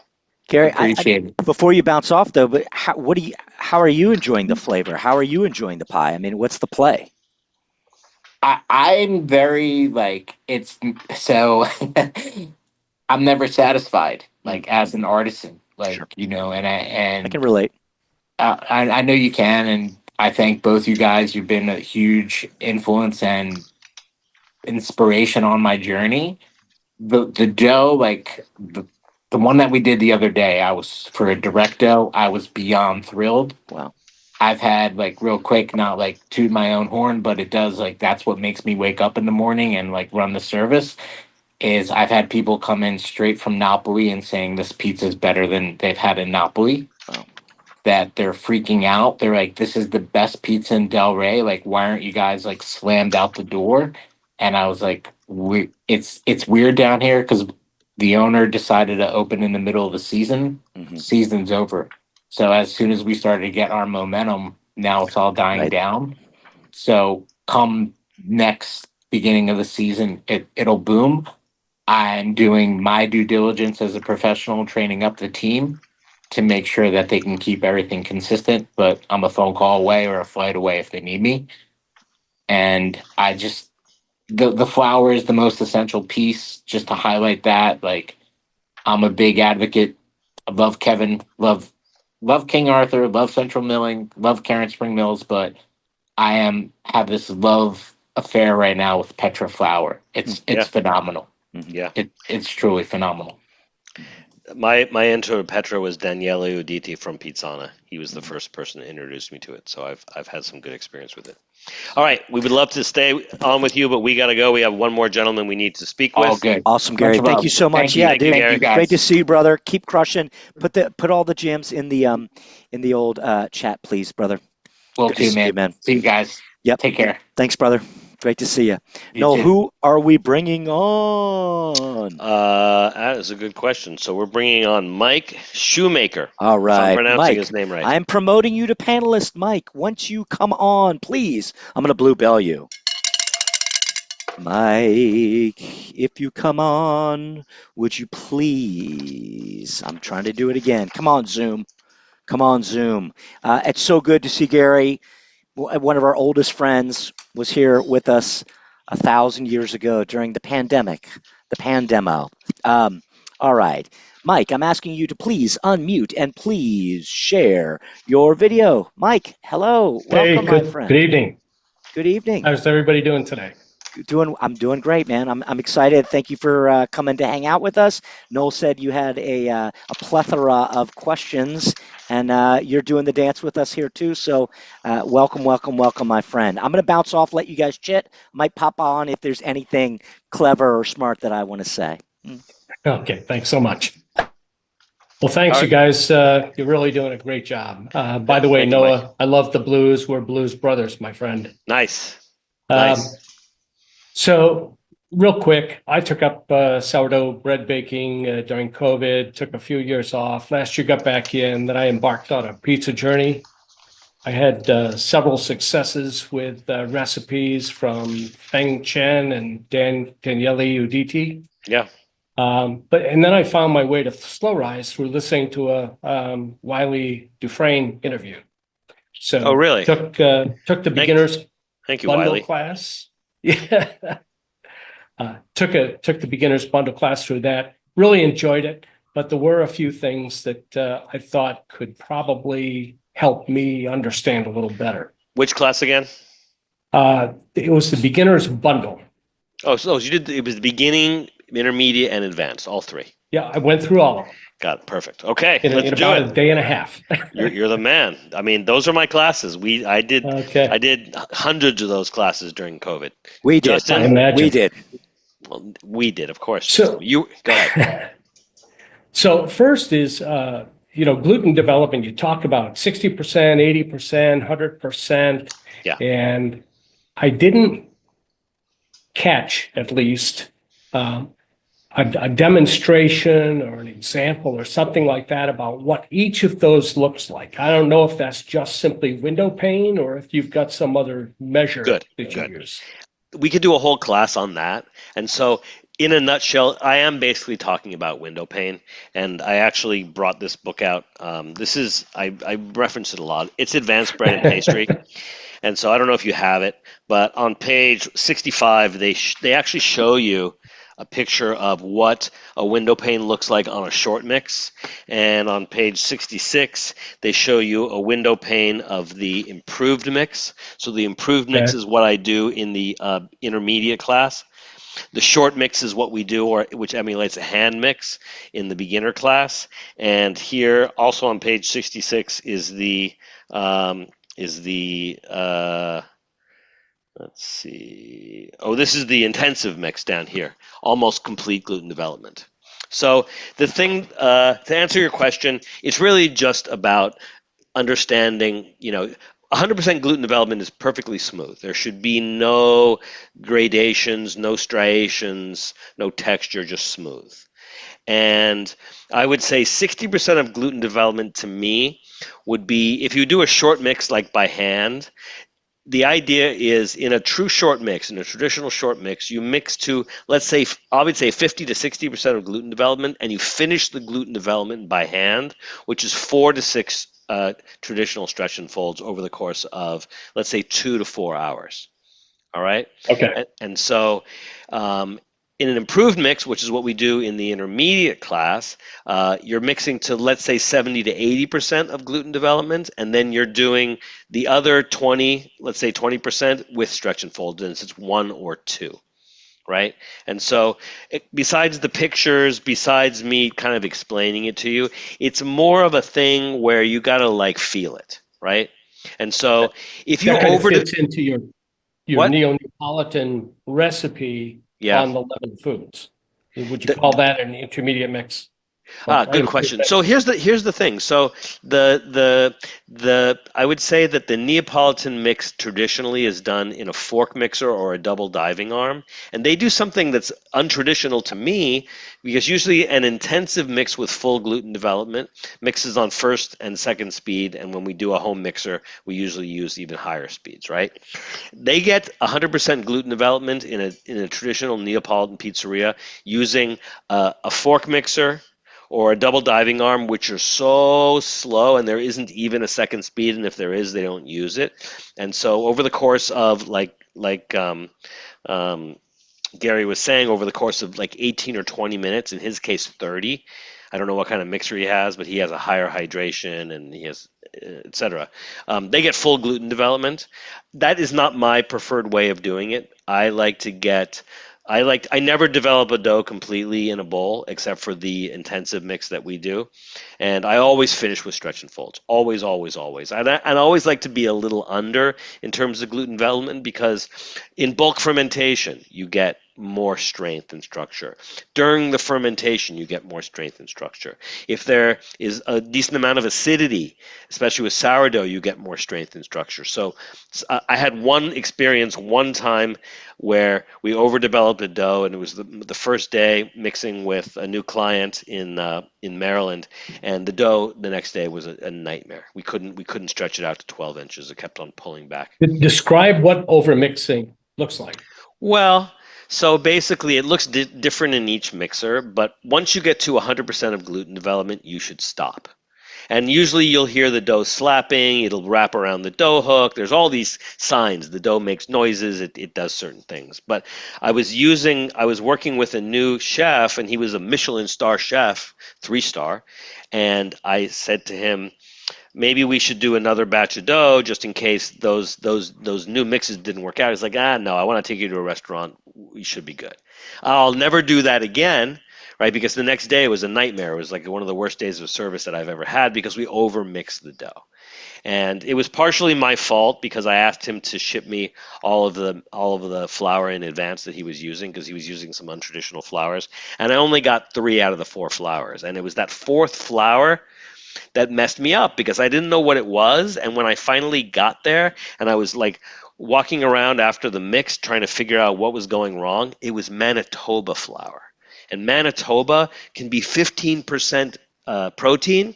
If I would have known I was mixing 15% protein, I would have stopped mixing 20 minutes before because I overdeveloped the dough. So, I mean, I'll never do that again.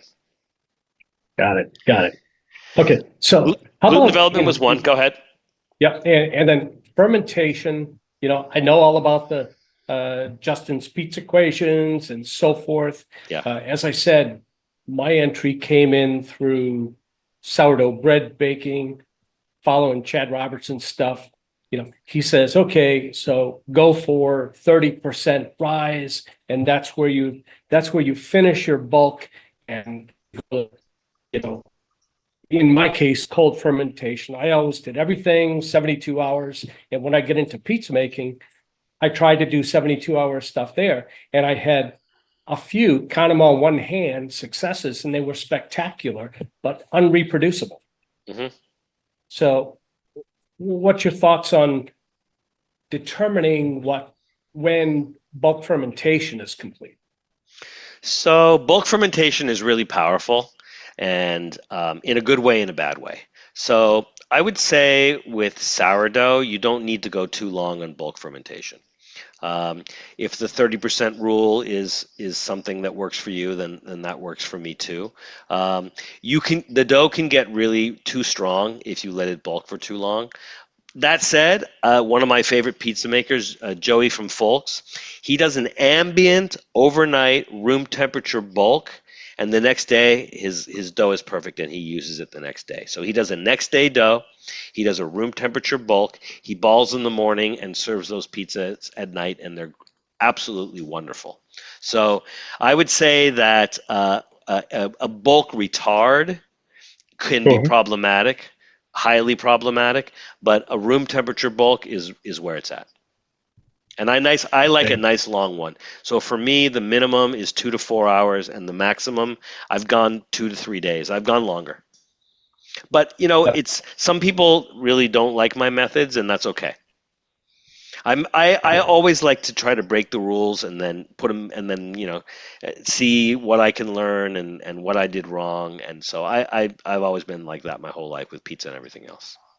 Cool. So, but knowing when you're over fermented and when you're not is really just about experience. You can smell it, you can taste it, you can see it. Yeah, I was trying to use an aliquot tube to measure the rise, and for bread that works great. But, yeah, I mean, there's so many rules. Like I remember when I was learning to make bread a long time ago, I hated it. Somebody said the dough is supposed to double, then you punch it down. That's an old rule. We don't punch down dough anymore, but a lot of people still do. Yeah. So I think everybody has their rules, and it's good to learn from different people. Chad Robertson is a hero to me. I have all of his books. I've studied them. I've used them in my teaching. I've used them in my consulting. I've never worked with him. I've never met him really, seen him around. But yeah, he has a lot of really good experience. Excellent. Well, I'll tell you, I'm really excited about the Leaven Foods products. Yeah. I got my shipment. It arrived on Friday. On Sunday, I started the Neo-Neapolitan. Of course, Really? I modified it a bit, as everybody's going to do. I went with like 70% Caputo blue. Good. Good. 25% the central milling ABC, and then 5% Samola, Caputo Samola. And it was spectacular. Great. We had it tonight, and it was great. You sent me some pictures earlier. I did. Are those the pictures of the pizza? Yep. Obviously, my shaping still needs some stretching. Needs some work. I'm wondering if you would care to show us those pictures. I'd be happy to. Let's see. Okay, so this is just. Can you see it now? Oh yeah, go ahead. Thank you, Mike. Okay, so this is as it came out of. I use a reptile incubator. A reptile incubator. Smart. V4 25-liter, $100. So dialed it in at 18 degrees Celsius, And at 24 hours, this is the way it came out before dividing. So, and then Did you say 18 degrees Celsius? I'm taking notes. 18 degrees. Yep. So about 65 degrees. Yeah. I'm in Houston, I got to do things. And then this was the 3 balls. These were, I think there were 200 and, eight. Well, that was 870 divided by 3. Whole thing. But just under 300 grams. Let's call it 290 each. Yep. Well, actually, they were about 270 because I had a few that I did as dough sticks. Ah, nice. So, so this is the way they came out, and then I got a little alpha, whatever the one pizza guy is. What kind of oven is that? I don't know that one. That's an alpha. What's the fuel? It's gas, natural gas. Very nice.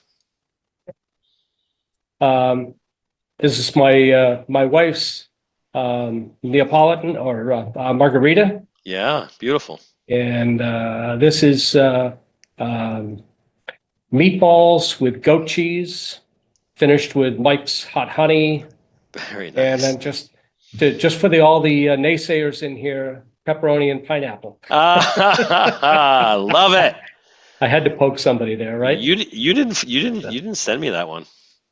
No. We love it. It may have been a little too late. That was the last one. Yeah, these are great. Thanks. Very excited. So what was the inclusion rate for the microbes that you used? So let me pop up my. This is the recipe I ran with. 0.25%. I used the wild yeast. So it's 0.25% wild yeast.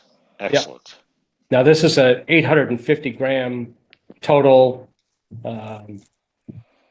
Whatever that ends up being in the flour, I didn't break. No, that's good. That the most important thing for me is your. I ran 65% hydration.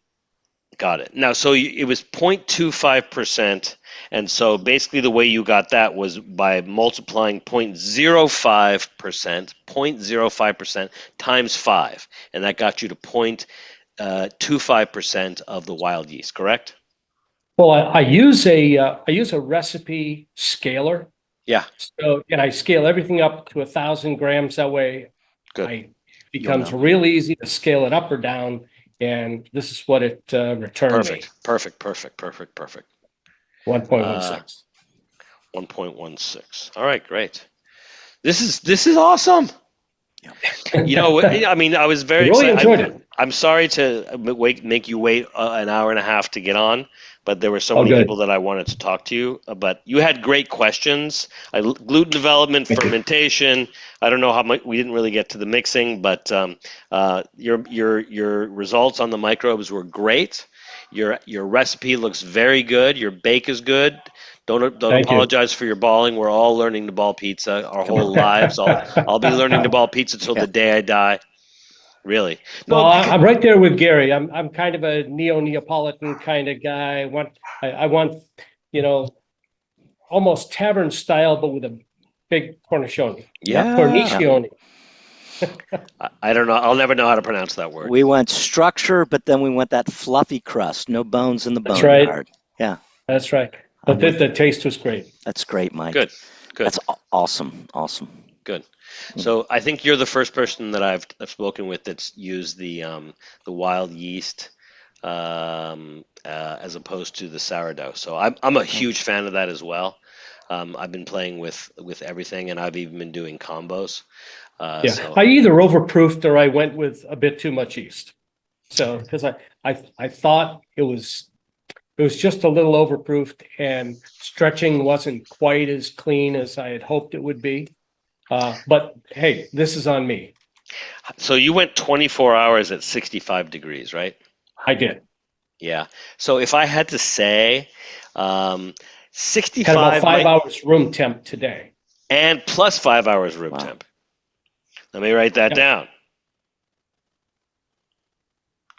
And took it out, balled it, and then did my room temp. It was, let me back up. What is your room temp? 2 hours post-mix room temp. 24 hours 18 degrees Celsius. Yep. Second on bulk. Yeah. And then 5 hours and of then room today, temp.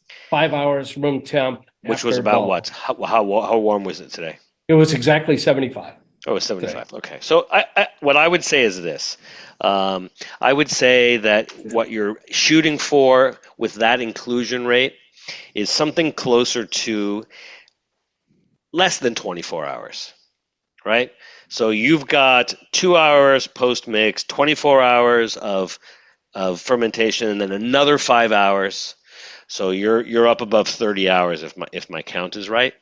And so I would say next time you do it, you should aim for, let's say, between 18 and 24 hours and see what that does for you. Or my wife doesn't want to eat at 1 o'clock, so, so I've got to dial down the inclusion. or what about your temperature? Can you dial down your temperature? I can certainly do that. I mean, that's a nice thing about that incubator is, I can put it down at 50 degrees. Oh, wow. I would say closer to That's where 55. Mike, put that incubator in the chat, dude. He's just south of Houston here. So it's where his charts come in pretty handy. It's like, well, you want this? Dial it down here. Yeah. I'm really looking forward to seeing that stuff come out. Me too. Well, I mean, I know that James is working really hard on doing all the testing right now. I myself would like to be doing the testing, but they've asked me to wait until they're done. And so I'm waiting very impatiently. Cameron's been a rock star, by the way. I know. It's funny because when you go on the pizza making forum where TX Craig introduced the those predictive models, there must be hundreds of pages, right, of talk about it, and people are talking about the models, and he doesn't publish the spreadsheets. That the 100 screenshots, the 100 screenshots of low resolution GIFs, if that's even a thing anymore, and JPEGs, and so yeah, he doesn't publish that stuff. But you know what? It's his own work, it's his property, and we're lucky to have whatever we have. Yeah. Right. But true. When I showed it to Cameron, I thought maybe he'd be able to emulate it, and he did a lot more than emulate. But in a perfect world, I'm praying that I can get TX Craig to come on and work with us. And I appreciate when people want to share their formulas and their methods, and I also appreciate when people want to keep those things private. So whatever makes people happy, it makes me happy too. Great. Well, I appreciate everything you do. Yeah. Back at you. Justin, did you ask him to put the link to the the incubator, Mike? If you wouldn't mind, people probably want that.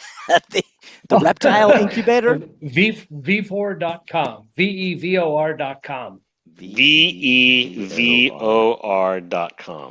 All right. And it's a reptile incubator. Exactly. That was like back in the day during the pandemic, Mike. We kept talking about buying an old wine fridge or wine, off Facebook Marketplace, so you could have it on 60 degrees or whatever. So 65. And how many cubic inches is your incubator? This is 25 liters. 25 liters. That's a big one. How much? It was $100. That's a great price. It's now. I wonder if I can share again. That's what I'm saying. Put it in the link in the chat. You can share. You can share again if you want. This is it right here. Wow, that's $100. Yeah, and it actually even plug into your car. Oh my gosh! What is the temperature in case you want to transport reptiles? Well, yeah, or hay, eggs, or whatever. What's the temperature range on that thing? It's more for hatching. Well, it goes down, I think, to -5, but based on the cooling technology, it can't really get there. It can only, let's see. It says 41 to 107. Yeah, but it can't actually get there. Okay. At least in Houston, it can't get there. Right. Because it uses a Peltier cooling element. Mm-hmm. I don't know if you know what that is. It's a solid state chip that can cool as well as heat. Wow. So That's So the coolest thing I've can't seen in a long necessarily time. Yeah.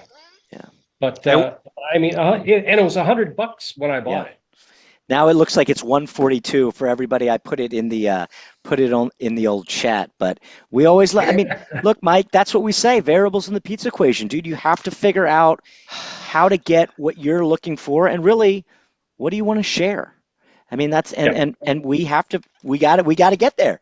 And I think with you know, the only downside you can put like a I think it's a Rubbermaid, I think it's a 6, the 8-liter guys in there, the square ones, those will fit. But you get too far and you're just, you know, kind of thin and tall. Yeah. That makes it tough to do any stretch and folds or anything like that. Yes. But I'm always doing less than 1,000 grams of total dough. So Perfect. Works for Perfect. me. Thank you for the tip. Thank you for joining us. Thank you for the email. And thank you for buying the product. Just so you know, we haven't made it entirely public yet. I've mentioned it a few times, but I think on May 5th is when we're going to start doing actual classes. These are not classes, even though I'm kind of calling them classes. They're more discussions leading up to the more formal classes. I know you're a Uni ambassador or something. I'm not an ambassador. I'm a big fan of the brand. Not an ambassador. But would love to see more stuff on spirals. I've got some Chinese knockoff spiral mixer, and I really don't know how to use it well. So you know what's funny? I think that so I have the new Uni Halo, and I have another Italian mixer over there that's a spiral, and so I technically have 2 spiral mixers in my house. I had neither of those during COVID when we did all those classes. Those were, since we were all stuck at home, I was assuming nobody had access to a spiral mixer, so that's kind of how we did it. I've done some flour. or flour, yeah. I've done a bunch of classes since where I've done collaborations with people in their pizzerias, and so whether you wanted to mix at home with your home mixer or you wanted to mix in your pizzeria with your mammoth spiral. or whatever you had, people have done it all. So you know what? I'll take note of that, and maybe I'll do one of the classes with a spiral, maybe the Uni Halo. Yeah, that's good. Yeah, very good. It's getting a lot of eyeballs out there. Yep. A lot of eyeballs. Okay. Well, thank you, sir. Thanks, guys. My Appreciate pleasure. it very much. Yeah. Thank you. Great to see you, buddy. Thanks for hanging out. Let's get Cameron and Jimmy back on if Jimmy's there, and we'll just do a little wrap up. So thanks, Mike. We'll see you soon, brother. Thank you. Yep. Cam. Great one, everybody. Yeah. Did you think we were going to be talking about reptile incubators during this Zoom? I bet you did, because you guys have that like scientist brain. Jimmy, what's up, dude? I know how it goes. You can't talk because they're right next to each other, guys. Then we'd hear it in Cam's thing. All right, so let's do this. Let's say our goodbyes because we hit the 2-hour mark. Yeah, this is a beast one. This one. It's a lot. This is a beast. I mean, it's so great that we had so many fun people that wanted to share, and so Cameron, you want to say anything, and then Noel will toss it to you. Well, hold on, and then after Cameron, maybe James wants to say something once Cameron mutes. Yeah, let's do that. Let's go, Cameron. Cameron mutes, then Jimmy, and then Noel and I'll just kind of slow walk it out. All right. Thanks, everybody. Thanks for coming. Really appreciate it. It's awesome to see Leaven in the wild making some actual food. Pretty incredible. Yeah. Can I ask you one thing before you leave, Cameron? We are going to be doing a Zoom not next Monday because I'm traveling, but next Tuesday. What are you thinking for next Tuesday? Do you have any ideas for what presentation you want to make? Yeah, we're going to talk about the results of the model. The actual outputs. Hopefully, theoretically speaking, we should have everything or enough to start talking about it. Good. And I'm hoping that's a result of all the work that you and James are doing. Yes. James right now, that's what he was doing this whole time, was making Poolishes. So I don't know how much he saw. Right. All right. Well, thank you, Cameron. That was an awesome presentation, and I'm looking forward to next Tuesday. All right, James. Yeah, I missed most of it, but I'm sure I'll catch it on the YouTube. But thanks for showing up, everybody, and we're excited to generate the data. I think we're going to get something really cool. So before you leave, tell me, just give us a little bit of a glimpse into like what you're doing, why you're doing it. yeah, so we have to have data for the model to be trained on. And so we're making a bunch of different poolish across a lot of different temperatures with different inclusion rates, and then seeing not only measuring pH of the all-purpose product, but also just seeing how long it takes for us to get a full rise and then it to start to fall. So it's going to be data that we're going to input for the model. Now, let me ask you this, because I'm curious. Mhm. So I've talked to a lot of people, and a lot of people seem to know, like, oh, I don't know, the last number I got was you're supposed to divide at 4.7, and you're supposed to shape at 4.6, and you're supposed to bake at 4.1. But when you're making a wild poolish, right, or a sourdough poolish, that you're not going to shape it, right? You're not going to divide it. What pH are we looking for to feed the dough? So it's looking like at this point that with the all-purpose, we're hitting around optimal is probably 4.3 to maybe 4.35 to 4.2. Really, that low? 4.18 maybe is where it's at its maximum activity, with the each end of that range being 4.35, it's on its way up, and 4.18, it's on its way down. By the time it hits 4.1, you kind of see it fully collapse. You can really see it, right? Yeah. Wow. You're really doing it, aren't you? Trying to. I mean, you're doing it by the books. That's really incredible. Yeah. So like I said, the model is going to be really cool, and we're excited to get the data in there and get working. Another question, because I can't stop. We're going to go 3 hours on this 1 hour Zoom. Come on. I can't help it. This is exciting to me. I mean, Easter Monday. I've been working with these guys for almost 2 years, and it's finally all happening. So let me ask you another question, because I'm very curious about this. So a lot of the old school sourdough that I grew up eating was very sour. And I don't know what the pH was, but I'm going to suspect it was like below 4.1, right? Yeah.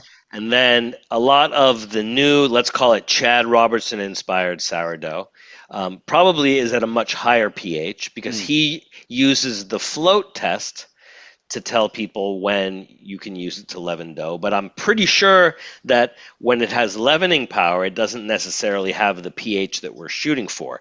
And then when we were looking at this curve that Cameron created, I'm imagining that curve, like when it starts to peak, or when it's about to peak, or when it's almost peaking, I'm imagining you could use the sourdough poolish at that time to make something, right? How are we fitting that into the model?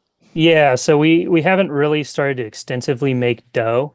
Yeah. But I would envision you can use it across this range, right? You can use it from when it's starting at 4.35, or even maybe around 4.4, all the way down to 4.18 or whatever it is, and get different results. Got it. Okay. Different leavening power, I would imagine, and also different results in terms of flavor. So I think it's going to be like a continuum. I love that. This is so exciting. Thank you. Thank you for sharing. Thank you for all the hard work you're doing in the background. No glory. Not yet, right? Not at all. All right. Not at all. Thank you, sir. Oh, man.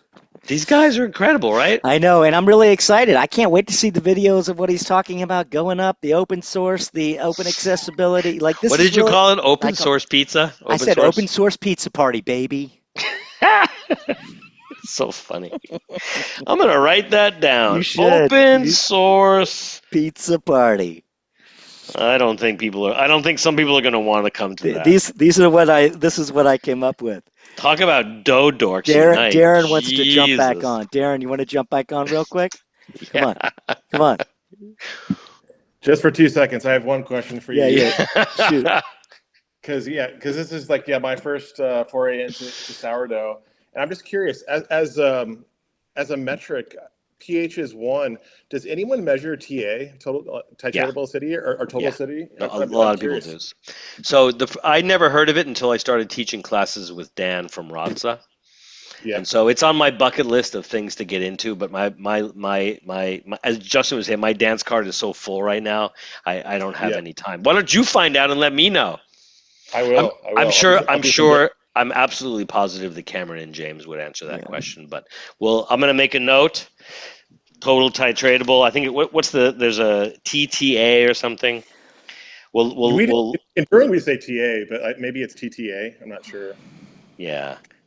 I think that's always a funny one that a lot of brewers fall down on is they think that as a pH measurement they think if it's something's really low in pH it means it would be sour. It's like actually it's not really the case there. It's TA that's the measurement of how sour it is. So correct. Yeah. No, I remember Dan was telling me about that, and I had not heard of it, but I'm sure Cameron and James that's their jam. They know all about that stuff. So. Come back next Tuesday if you want to find out. I will do some digging. Yeah. Cool. Great. Thanks, y'all. Thank you again. See you, bud. Yeah. Bye-bye. All right, Justin. I don't know about you. I'm gonna say thank you to all the wonderful people that came tonight. I really appreciate all the generosity. I like when people are so kind of like they're open books, right? They share their recipes, they share their advice, they share their processes. So this is actually going way better than I thought it was going to go, because when Cameron came up with the crazy idea of asking people to do, quick Zooms with us so we could give them advice, I just kind of thought, I hope people are going to want to share, because, there are no secrets out there. Right, we're all doing the same thing more or less, with a tweak here and a tweak there. So my understanding of pizza secrets is that they're bunk. There's no such thing. Right.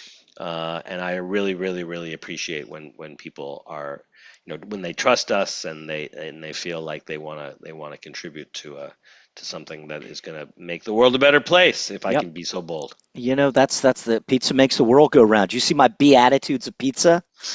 Huh? I put it in the chat too. Blessed are the ones who make it with love, for every bite is a prayer. Yes. Blessed are the ones who share the last slice, for they walk in love, not greed. Just a couple of them. Very nice. This is fantastic, guys. Seriously, we're really excited.